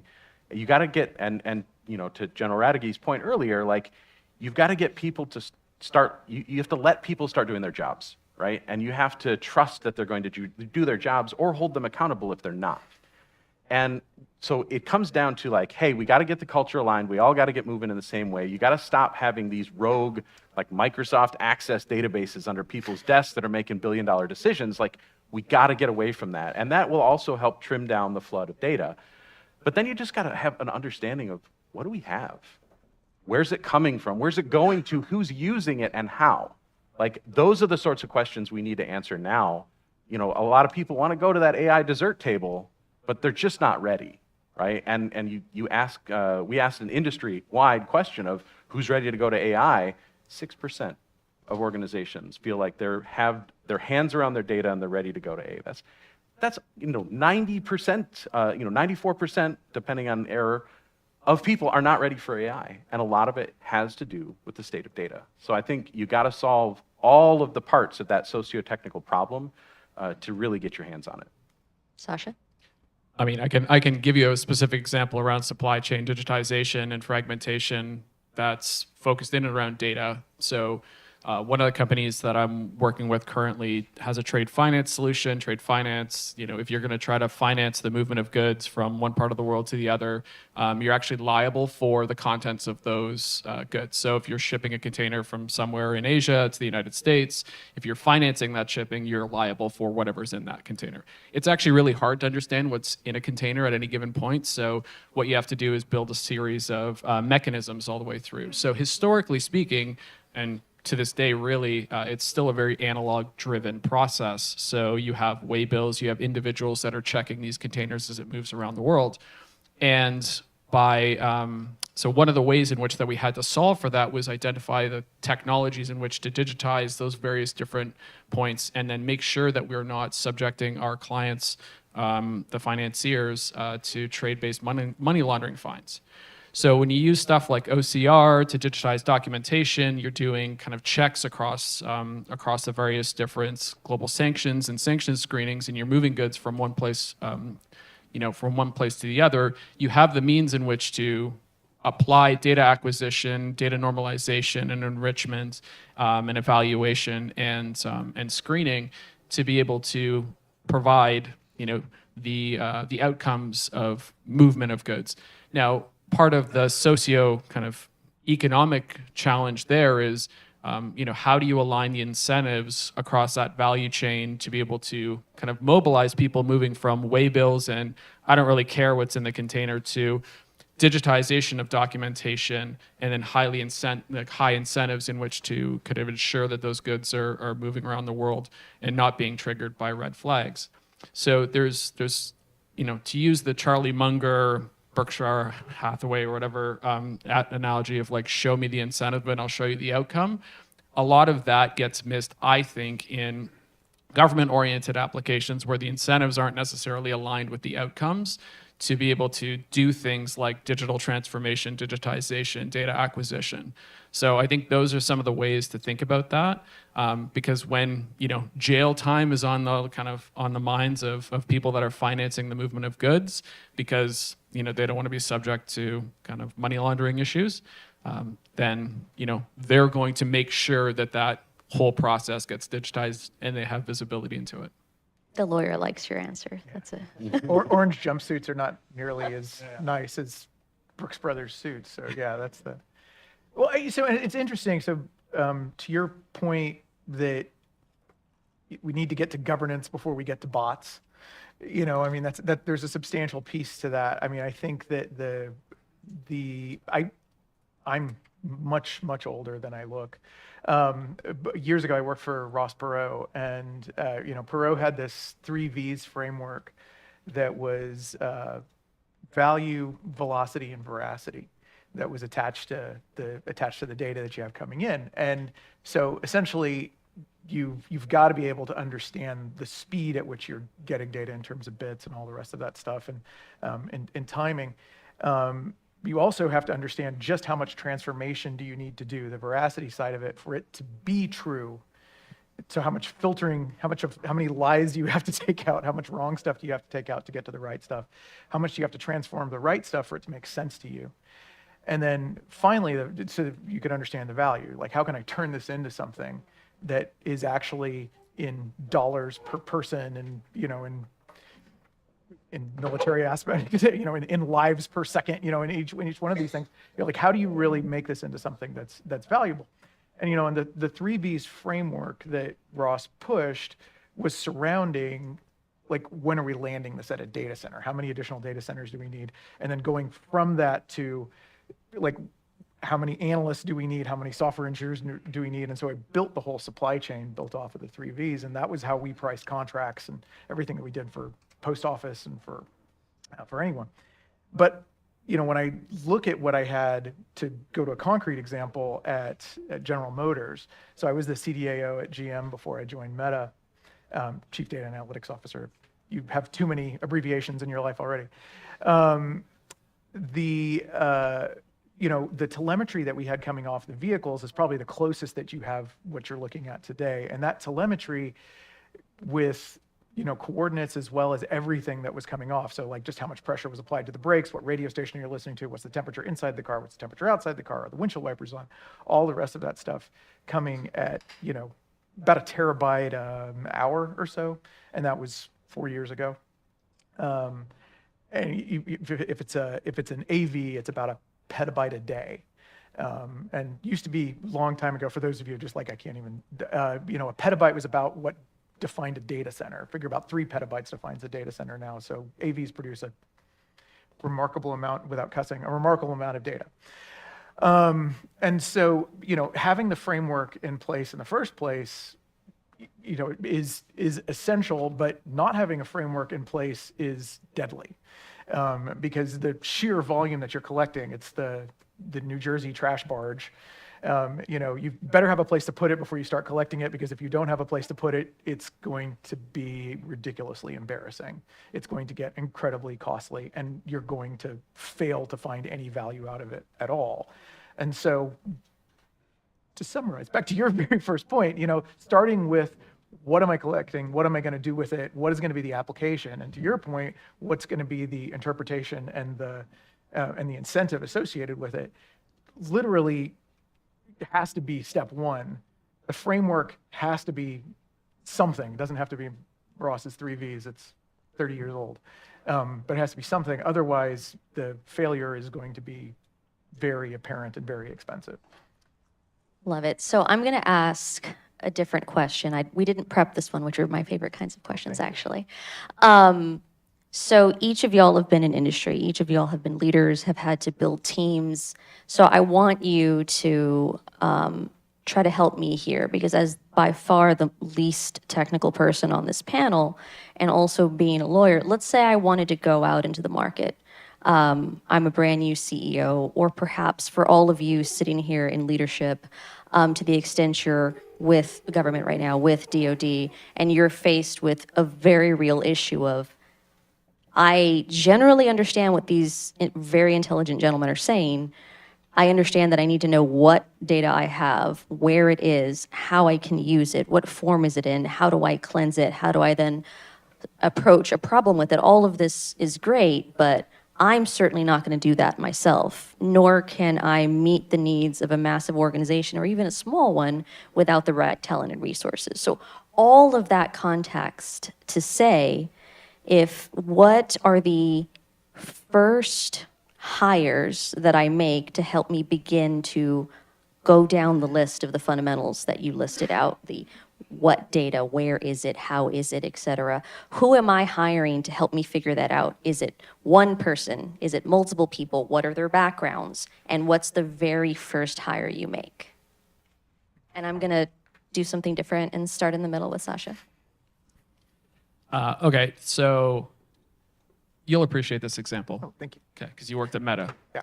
So way back in the day when social media first came out and I was working in agency and working with customers like about, hey, there's this digital thing and this thing called social media. Everybody's like, I want a Facebook, I want a Facebook. And they wanted to, all of a sudden they wanted to heavily invest and they wanted to become experts in social media and they wanted to have their own social media and they wanted to post on social media. And then they realized that they're a car company and they're like, oh, I actually shouldn't be spending as much time and money in being a social media company.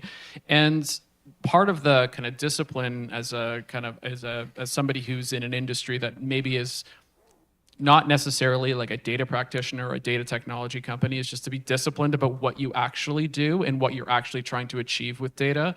And then the number one thing you can probably do is do some sort of like data discovery exercise. And there's lots of platforms and technologies that can help you to just understand what data you have available to yourself, both like within documentation, but then also across different signals that are coming from the operations of the organization.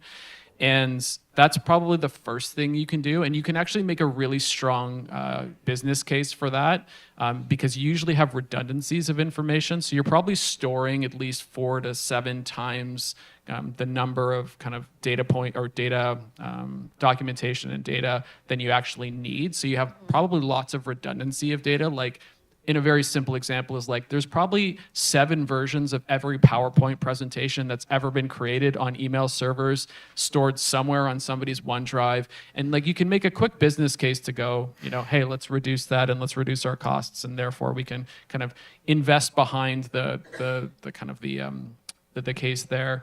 So I think you need to do some sort of data discovery. And then you'll hear a lot of companies talk about digital twinning and how do you start to develop simulations of your processes and organization. It can be useful, it might not be useful. I think you have to discern kind of what the operational requirements are for the business and what role data has to play with it. Because you don't necessarily need to have kind of all the data for all the things all the time. It's not, I don't know, this is kind of counterintuitive to a guy that works in data, but you get what I'm saying. It's like understanding what the underlying kind of data is, because most organizations don't have a clue. Like, if it makes you feel any better, all the Fortune 500s are with you. They don't know what data they have. They don't know where it's stored. The people that are working on the data are exhausted. Like, they're under-resourced. That's the reality of today's society. And, we're all going through that transition. Slight caveat, because I think it's interesting, because Robert, you did work at GM. They are a car company, and they hired you. Yeah. So it's okay. I didn't take any offense.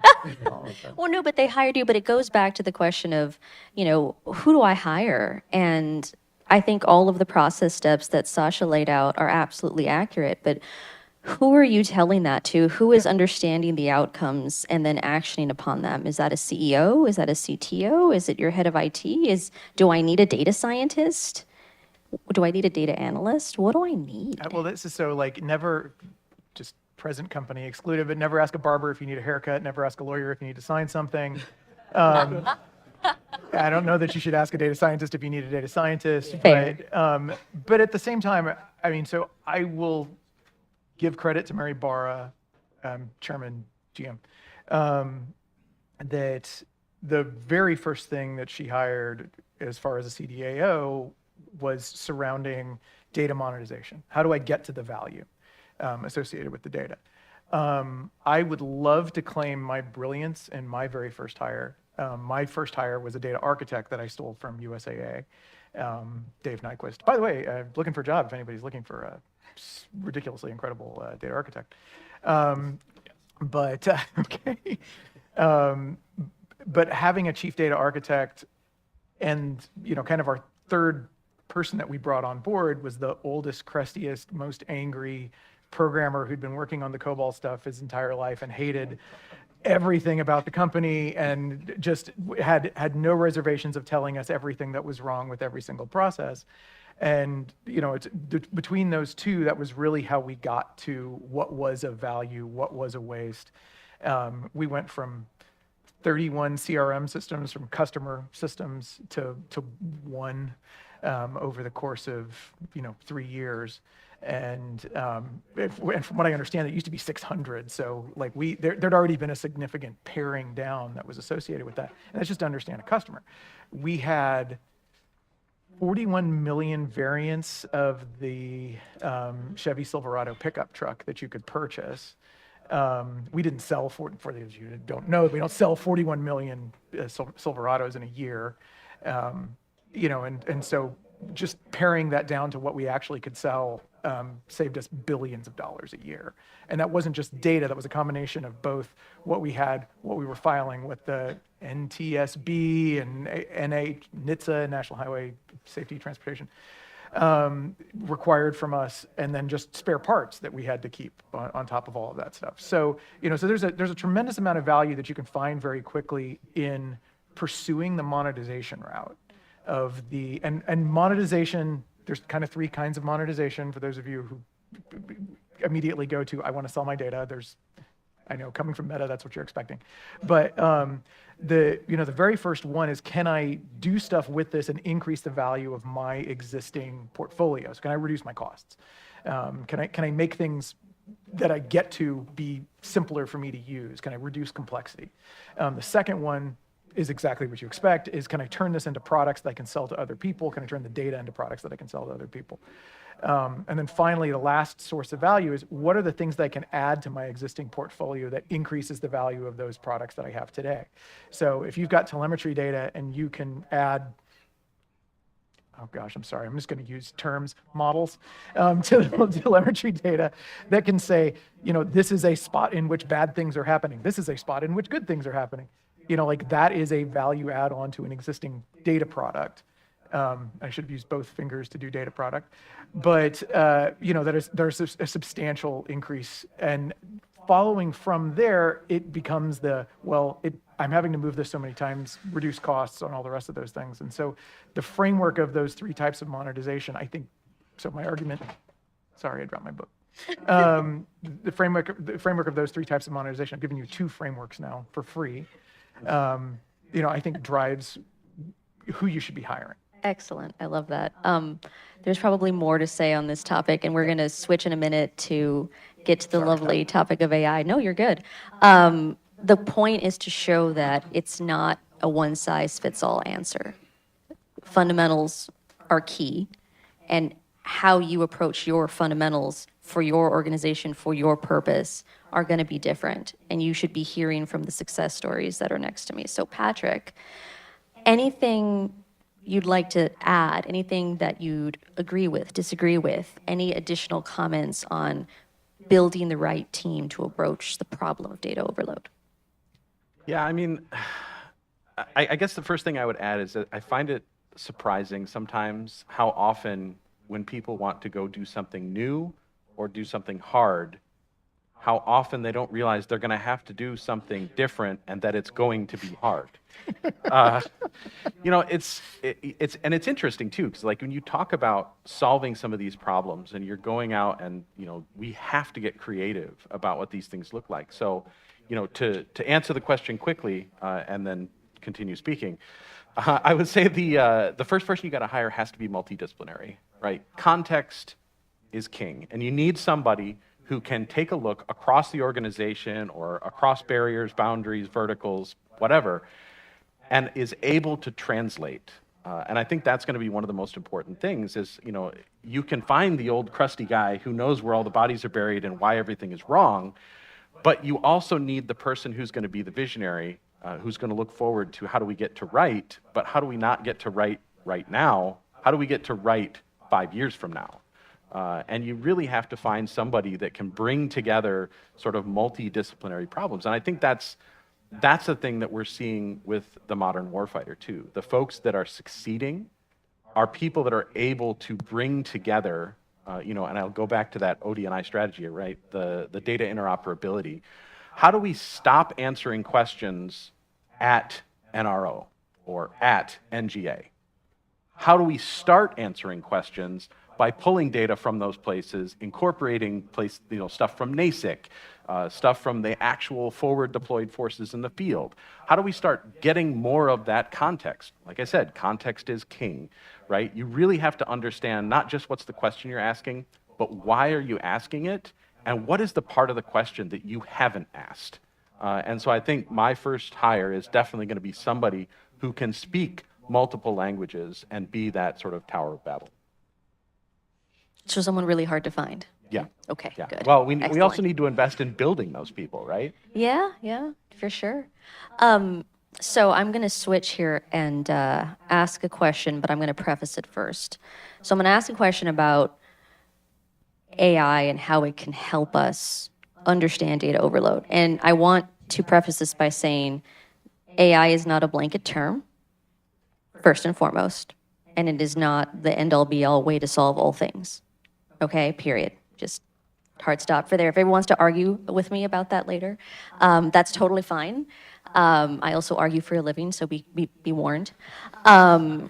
So let's, thinking about, and please, gentlemen, as you answer this question, when you say AI, break down the specific type of AI that you're talking about. So where can AI be helpful with understanding your data problems?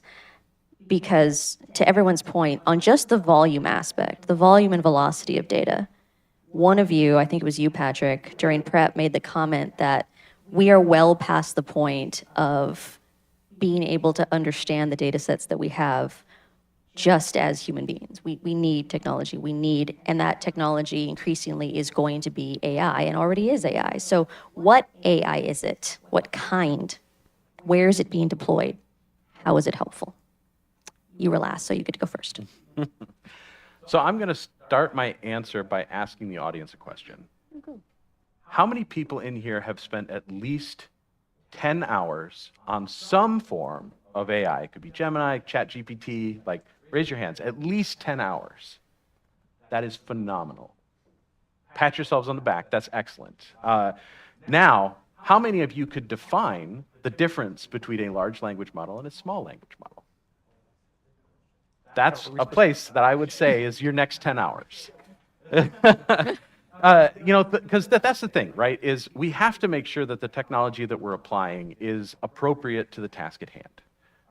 And I think AI is already and is going to continue to accelerate. Like, if you are not continuing to invest in learning AI, what it is, how it's differentiated, and how it can make you more efficient, I think you're falling behind.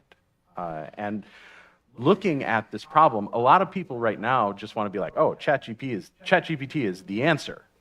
I don't know what the question is, but it's the answer. And it's a problem because we're taking this large language model, something that is designed to be very broad and creative, we're trying to wedge it in to just about everything and trying to turn it into this cog in the machine. And Ethan Mollick, who, if you don't know who Ethan Mollick is, look him up. He's brilliant. He's leading the charge on a lot of this AI stuff. And the way that he put this is, once you do that to an LLM, a large language model, you put it in, you make it a cog in the machine, you've taken something that was inherently creative and smart, in quotes. I'll use 2 fingers and not just one. And you have turned it into something dumb. And so we need to make sure that the application of the technology is the right answer to the right question, and it's in the right place. And so, I know it's kind of a long, rambling question, no, it's good. But I'm still going to cut you off. It's going to be Robert's turn. Yeah. Oh, you are? Yeah, you said you were going to cut him off. So when I'm talking AI, I am talking about a generative pre-trained transformer model. So if we're cool with that. And if that confuses anyone, that's what GPT stands for, as opposed to a specific application, which could be an LLM. So at Meta, the religion of GPT, definitely became something that was, we were incorporating into everything that we did. And so the search, if you use search today on Facebook, Instagram, WhatsApp, it's using a GPT. It's using a GPT with an LLM behind it. The LLM is called Llama. Right now it's Llama 3. Llama 4 is in the process of being developed. It's actually a really fantastic, engine. It's also completely open source, and you're welcome to download it right now. You can go to meta.ai and connect to the source code. You can get all the parameters. You can get the whole thing. So that's the good and bad news. However, I think one of the things that becomes really interesting, tying this to our prior conversation, is the way that pre-trained transformers work is they work a lot like the way you pull oil out of the ground. You don't get to select what you're getting out of the ground. You drill a hole, you take everything that comes out, or natural gas, whatever it is. And so if all you want is the petroleum and the petroleum distillates that are coming off of this, what you're going to end up with is water and rock and mud and everything else like this. And you've got to filter all that stuff out. You get everything out, and then you start the filtering process. And today, that's pretty much what the transformer is doing. It's taking all of the data that you've got, and it's training off of that. It's training off of absolutely everything that's right, everything that's wrong, and saying, pay attention to this, don't pay attention to that. It's a bit like a diode as opposed to a switch. And so it pays attention to this stuff in this direction and this meh. And so if that was way too simple or confusing, and I'll happily answer questions later. But at issue with AI is that the more of this dark data, the more of the crap, the more of the stuff that doesn't actually provide any value whatsoever that's in here, the more that you've got to spend on energy on training these things. And so it costs Meta about $12 million to train a 7 billion parameter model, and we've got a 41 billion parameter model that's the flagship model. So it's many, many millions of dollars. They use roughly the same amount. The wasted energy off of a train model today could boil Lake Powell in about 7 days. And training takes about 6 days.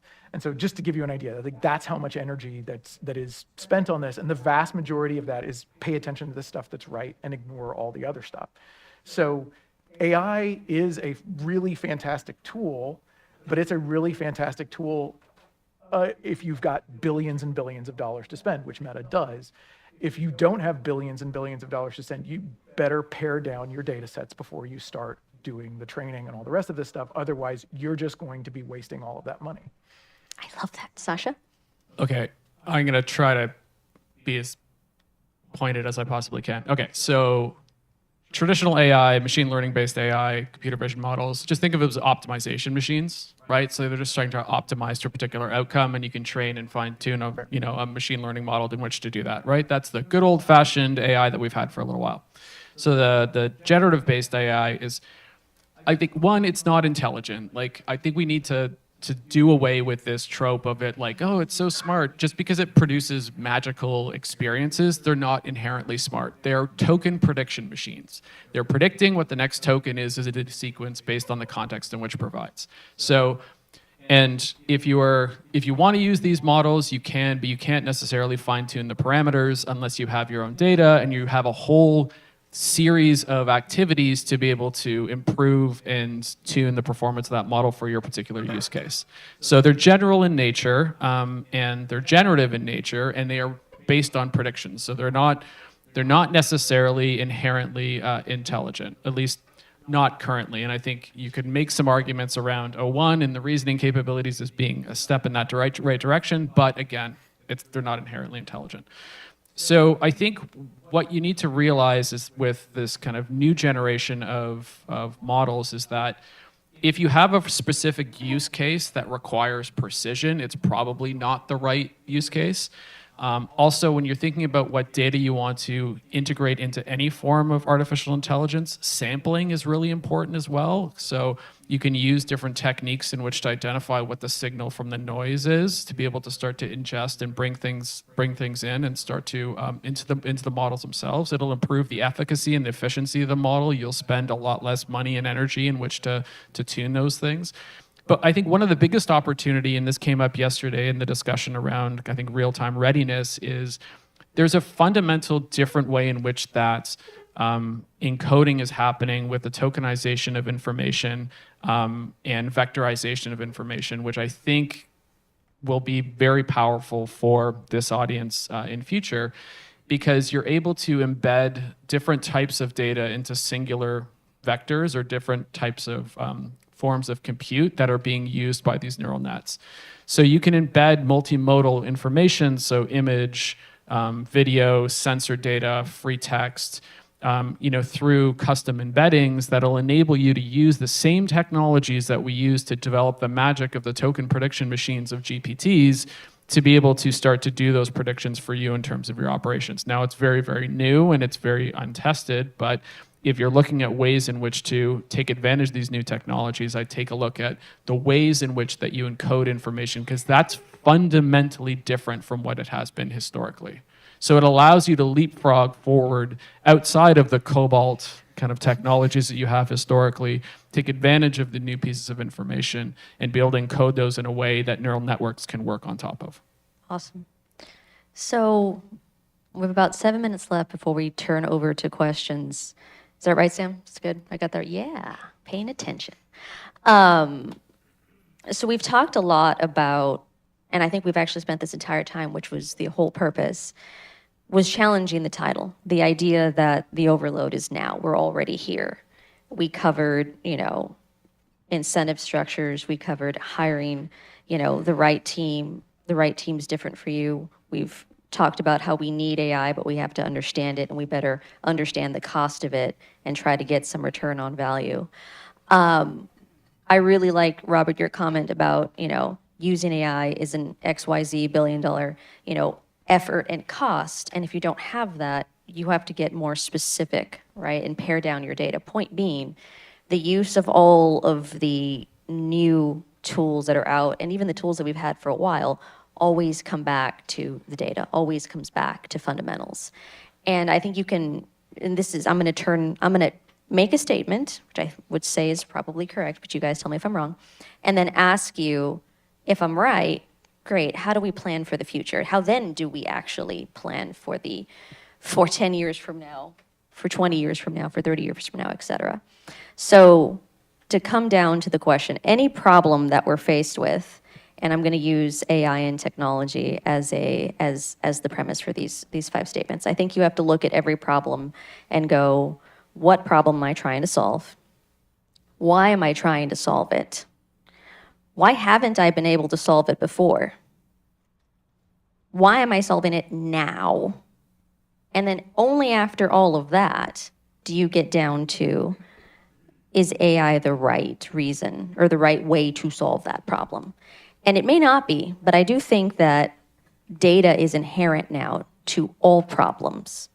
And that's really the big question. So where I see most companies fail, not that I can name clients or anything confidential like that, but where I see most people fail is they don't understand why they haven't solved the problem before, and they don't have the data to solve it. But inherently, they always need data to solve it. So short and simple answer, right, wrong? Me? High strokes? Definitely on the right track. Right track, I mean, close enough. Sasha? I don't know. Maybe I'm data is not going to solve all your problems. Data has, you run into risks of things like overfitting a model to the data sources in which you have available to yourself. So you have to ask yourself, what is this data representing, and is it necessarily comprehensive enough a source to be able to solve a particular problem? In all likelihood, in most instances, it's not. So you need to have like a bit of discipline in terms of identifying kind of where those gaps are. Furthermore, you have to interrogate the data and those sources a little bit further. So you have to look at things like gaps and bias in the data, because if you're trying to build a representational solution that has to affect a variety of different kind of constituents or stakeholders, if there's gaps or biases in that information, then you're going to have, you're going to bias the kind of the output from that data into that particular form. And so I think you run into, there's tons of risks associated with this. And also there's a bunch of things that the current generation of AI is not good for, and then you have to understand those limitations as well, because you've got, especially in this context, you have a lot of humans and people who are very, very good at things. And what we've seen, and I've seen in organizations and industry previously, is that when you implement like decisioning based tools and engines, it completely disempowers the frontline people to make the choices, to deal and react to contexts that are not necessarily represented in the models, right? So transfer learning out of models is really not good. So when you're dealing with novel instances or novel experiences, if you don't have that representation in your model, you're going to run into two risks. One, the lower risk is like, I can't answer that question if it's honest. Or two, it's going to make something up. And that's what you don't necessarily want, is you don't want something to be made up on the spot because it's trying to please you at the end of it to say, look, I can come up with a magical answer. Because if it's not in your training set, it's not going to be working in your deployments. So all of those things are like, sorry to be like whatever wet blanket or cold water or whatever. No, you're proving the point, which is they usually fail on the data. 100%. So it's we just got to like level set this stuff with it. The potentials are huge, but the realities are different. Yeah. So then I'm going to strategy question then, and I know Robert, if you want to. Actually, let me just ask you, so you've now done this across multiple organizations. When solving big problems, would you say what I said was accurate, which is most companies fail because they either they lack the data and they don't ever ask themselves why they haven't solved the problem before? Well, so I will pivot one thing on there. Please do. And I think you're really close on the why they haven't asked the question before, why they haven't asked the question properly, is did they appropriately define the problem that they have? Yes. And I think there's so many times that I come to a company that has taken this thing off in the distance, the customer, user experience and whatever it is, and there's like, that needs to be better. And maybe they've got a metric that's attached to it or something on these lines. Maybe they don't. Maybe they just have, I heard a story. My grandmother got an ad for a jet ski, and we do ads for cars, and we should never send her an ad for a jet ski. So there's always these anecdotal things that prove, by the way, that was his former CEO of USAA. But not saying which one. So but one of the things that we run into is there is this meta problem. It's the, do you understand your business? Do you understand what you're trying to solve? Do you understand it thoroughly? And we'll take a surface level problem definition and everyone will go, okay, fine, I can solve that. I've got this here. It is the classic, I lost my keys inside the house and the power went out, but somehow the street lights are still on, so I'm looking for my keys underneath the street light because there's light there. And so what happens is there's light where there is new technology. And that's always, there's hope. We've got this thing over here. We should try this new technology, but it's not where your problem is. Your problem is that your customer service reps don't understand the experience of the problems. The problem is that you can't translate from risk into what's happening right now. That's always, it always comes back to problem definition. Second piece of that, though, which is like unto the first, is that we love the new shiny object. It took 400,000 years for us to adopt stone tools. It took 200 years for us to adopt polished stone tools. The difference between polished and regular tools was they were shiny. The entire planet went from Paleolithic to Neolithic in a course of 200 years. That was faster than we adopted computers. So just so you understand, that's how much we like shiny. I do like shiny, to be fair.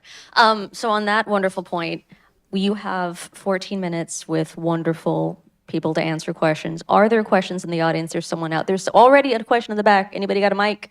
Who is our mic runner? Sam is our mic runner. Gentleman far back over there. That's not helpful. I give you no directional awareness. Use colors, walls. Into the mic. What's the question? I don't know what direction north. I wanted to bring it back to the beginning of the panel around the incentivization to accurately track and record the logistical data. So on the DoD side of things, I think there's already pretty strong incentives for the end user to accurately manage their inventory through non-judicial punishments and loss of career advancement over losing small things. But as we move forward, working more and more through our partner nation forces, quasi-proxy forces in a near-peer conflict environment, what incentives, what mechanisms do you see that are out there currently to encourage more accurately reporting of data? What technologies do you see that are out there to support the auditing of that data when they're operating more independently? Did you guys hear all of that? Just into the mic, y'all, when you ask your questions. Yeah. So, Patrick, you want to start? Or does anyone, or who wants to You're going to answer? have to give a mic to Sasha. Oh, crap. Answer, so. Who wants to answer? Sasha wants to answer. Since Sasha has the mic.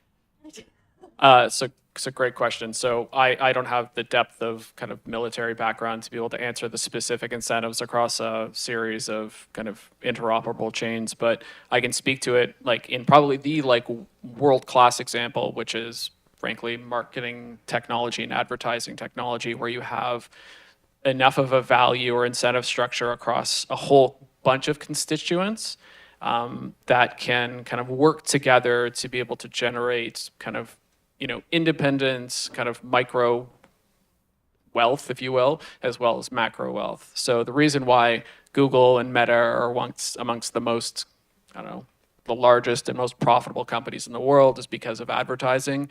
And that advertising value chain is very well articulated. It's very well represented in information, and the incentives across that structure is very, very sound and very strong. Now, the ability in which to coordinate across that value chain takes time, and it takes kind of positive reinforcement. So while I can't kind of articulate the specific kind of points of interoperability within, you know, the DoD example in which that you've referenced, there is, you know, the greater the value creation opportunities you have across that structure, the higher the likelihood you'll get the reinforcement mechanism across that. And a question that came up yesterday in the kind of the readiness or the real-time working group was around, you know, how do we know if it's worth doing? And I just used a venture and a VC kind of qualifier that we usually get when we're pitching for funding is like, is it 10 times better than what exists currently? Is it 10 times faster? Is it 10 times better quality? Is it 10 times more efficient? All of those different kind of metrics are important in terms of how do you incentivize the right types of activities and how do you drive adoption through that. And I think there's ways in which to integrate some of that thinking into the decisioning that happens in the procurements that happen within kind of military applications. I guess I would pile on here and just say that the incentive problem is much broader than sometimes we think about it. And I think even here on this panel, we have been guilty of this, which is the shiny. Right? We are distracted by the shiny. We want to talk about data and we want to talk about AI, and not realizing that a lot of times the knowledge, the insights that we need are often sitting in people's heads. And this is that socio part of the socio-technical problem, but I think the incentive structures just don't match because there is such a disparity of, you know, technical or informational wealth between different ends of these spectrums. Like if you sit in the J6, you're going to need different incentives because you have a different baseline and you have a different endpoint that you're shooting for. Whereas, you know, if you're a forward deployed operator, a lot of times you're in an austere environment or you're disconnected from technology and you're having to depend a lot more on meat space. And a lot of times things that you learn aren't translated back into technology in a way that can be relearned in a way that isn't sort of institutionalized or tribal knowledge transfer. And so I think the incentivization structure is going to have to be tiered to meet those needs until we can get more of the people out of, you know, 80% of their existence being in meat space and to more of the sort of having technology to help them along the way. So I'm sorry, it's kind of a non-answer, but it's a tough space. Well, it's a tough question, and therefore there's going to be a bunch of different answers. I agree with the human element, though. And there's more people that you need to incentivize, and there's the entire contracting structure. And I'm not a panelist. Why am I answering? Other questions? All right. Hey, Colonel Trevor Volcom, the commander of 1st Brigade, 101st. As the proliferation of sensors come to tactical organizations, right now, you know, for drones in particular, it's drone to the user and that's where the data stops. So as in the near future, we're going to be getting, now where I have 10, I'm going to have hundreds.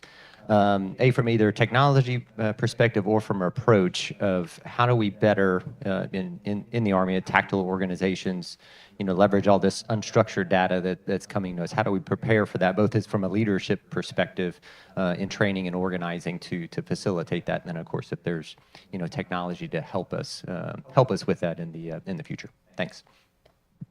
Patrick or Robert, you want I would jump right in and say that to start with, I would say this is a data integration problem, or it should be, right? Because you're gathering all of that user level data. What you're going to want to start doing is streaming that back to some centralized location. In most cases, the data that you are looking to leverage probably has an existing solution. So if you're talking about C2 data, if you're talking about telemetry data, if you're talking about supply chain logistics data, whatever it is that you're gathering, there are people that have solved those problems. And so what you would like to do is to take the existing solutions that exist in sort of the nice comfy bunker back home, whether it's satellite data that folks are looking at, and you're going to want to put it alongside and say, what lessons have we already learned that we can now translate into this new set of data, take that, slice it down and repackage it and push it back forward. It's a long loop, but I think the way that we think about this is going to need to happen in that kind of painful way, and then we can start shortening the efficiency. But I guess the biggest thing I wanted to stress is that we shouldn't go looking for new solutions to solve problems, even if there's some nuance or differences and things like that. So I would think of it as a data integration problem. And then we can sort of introduce the nuance. Does that answer your question? Am I getting in the right direction? Patrick, I disagree with. I mean, to challenge. I know okay. we We were supposed to have an argument, so now we're going to have it. We've agreed on everything. We did. So far, we planned an argument. So I only barely disagree with it. But so I guess the concern is, and from his question is this seems to be an edge problem. I mean, you need to have that information pretty quick, and I don't know that a centralized approach allows for the speed on the battlefield. And so I start wondering whether or not something like, and I'm sorry to use the P word in front of everybody, but like what Palantir has been working on is a little bit closer to, something that would be on whatever the heads-up display is or that sort of thing, as opposed to trying to do something that's a centralized solution.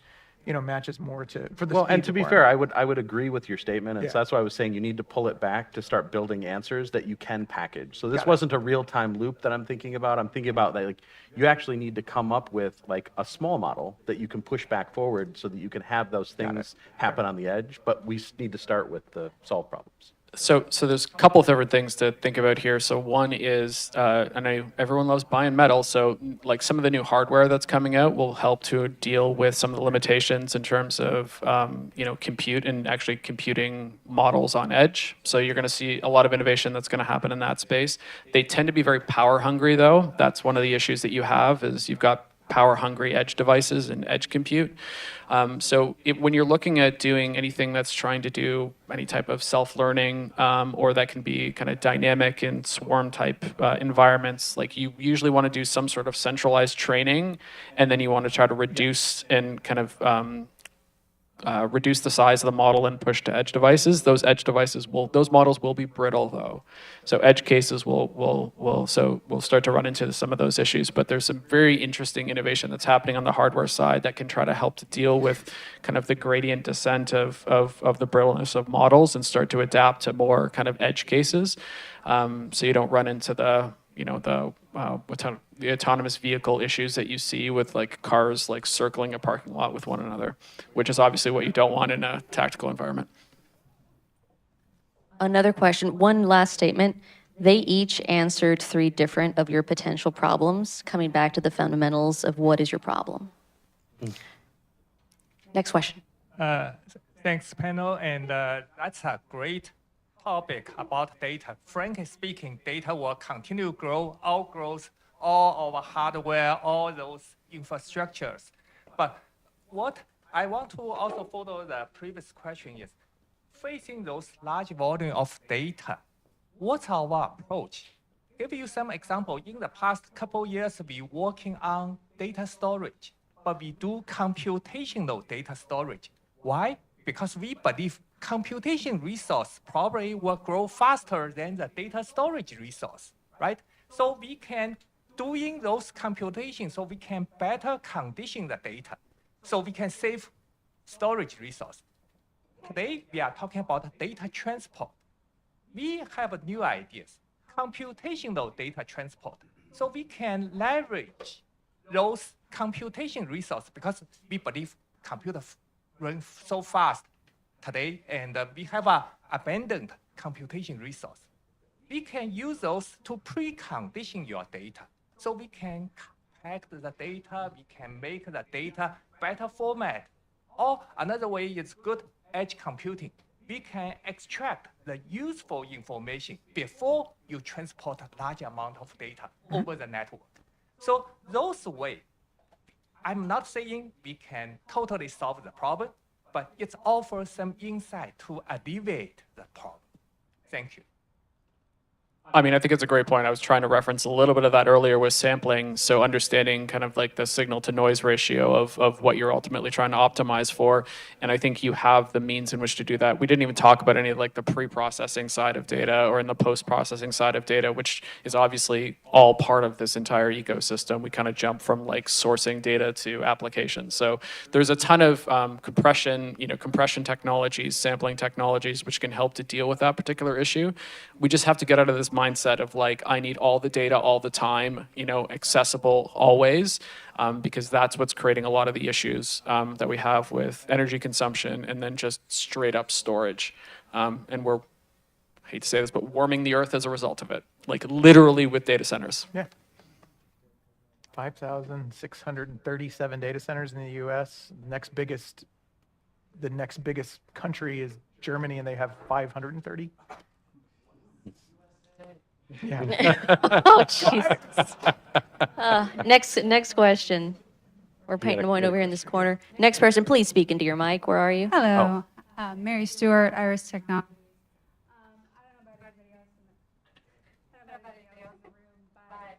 I would love a flood of data. I support DoD stuff, and we never have enough data, right? So I'm looking for things from our coalition partners, from other parts of the world, but I can't get that data to me.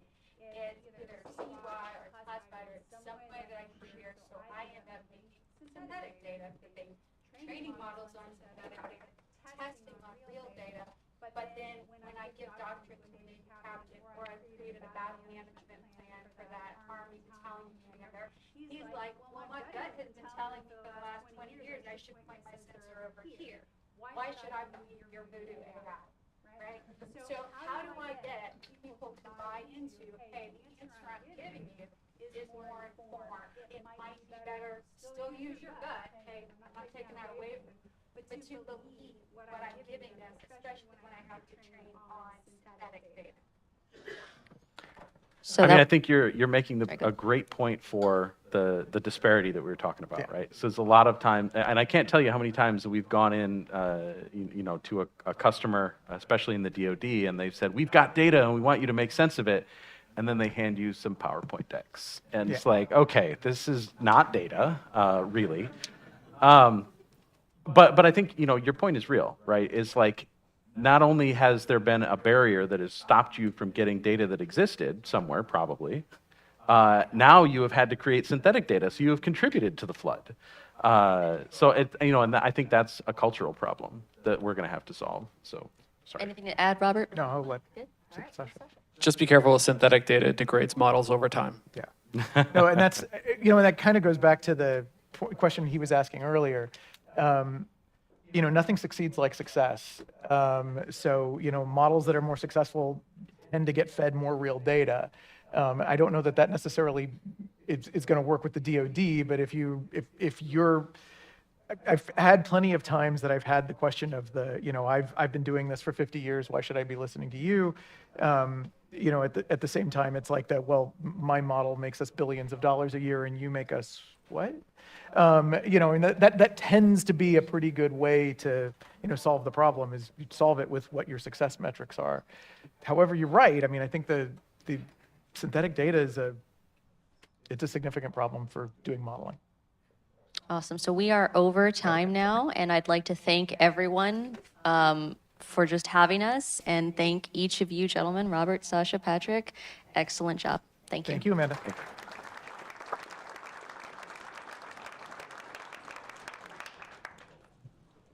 Thanks, Amanda.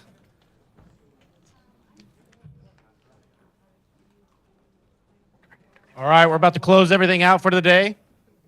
If you're a government person, raise your hand. All right, we've got a lot of government folks. Everybody in industry, look at those folks. We're about to go to a networking lunch here, around the corner, anywhere on the 8th floor. We got food back over here.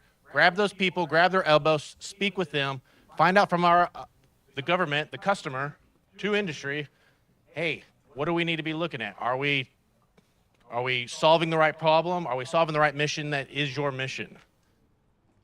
The last Vertex event in July, DevCon brought in 3 other industry folks that they met at this event, and they're currently working with them right now. So I know I said this earlier this morning at the networking thing last night, many of the companies have connected with other companies and having follow-on conversations. Is anyone having a follow-on conversation after this with another industry partner? Okay, that's what we want to see out of this event. It's real important to us because this lets us know where we're going to point the non-diluted capital so we can go after within the private capital that is saying this is what's possible and this is where we need to go. Valerie, raise your hand. Valerie's on our corporate ventures team. Barry, are you around here? Barry's back here. He's on Army Applications corporate ventures team. And then Ari, he's usually hiding somewhere, but he is also on the corporate ventures team with Army Applications Lab. We speak to companies all the time. You talk to one of us 4. We'll help you get connected to Army customers. We love to learn about your technology, and we're here to help scale and grow your company the best we can and help you at least navigate those folks that aren't familiar with DoD and getting into the front door.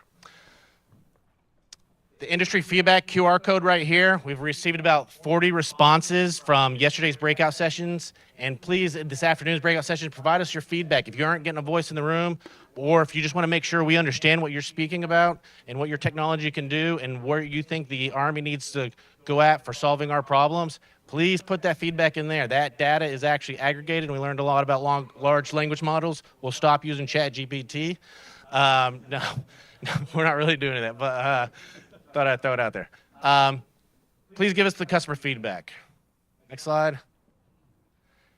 Networking lunch, we already said. We already have about 84, 85 folks on this contact list, on this QR code. This will give you access to the contact information of the folks in this room, and then you can connect with them, and you can reach out to us, and we can connect to the folks that we need to connect with. So the food's back here. There's Astro Boy room. There's rooms over here around the corner. There is upstairs. Grab our elbow. Ari is waiting. Val's waiting. Barry's waiting. We'd love to speak with you guys, talk to you. Come back around 2:30. We'll be in the breakout rooms upstairs on the 8th floor and down here, just like yesterday. And then our next Vertex event is going to be February 11th and 12th here in Austin. The topic will come out soon, but if I was looking at that wall over there with that thing, I would say it's going to be somewhere in that realm if I'm a betting man. But that'll come out soon, and you'll get those invites for those that industry partners that think they can provide value to us as the Army. On behalf of Army Futures Command, we really thank you guys for attending. Army Application Lab really appreciates you attending. If you're ever in Austin visiting, come up to the Capitol Factory, come visit us, pull us out of building a PowerPoint slide or Excel spreadsheet, and we will come talk to you and learn about your technology and how we can get you connected into the Army. It's a pleasure speaking with a lot of you, and have a good day and safe travels back to wherever you came from.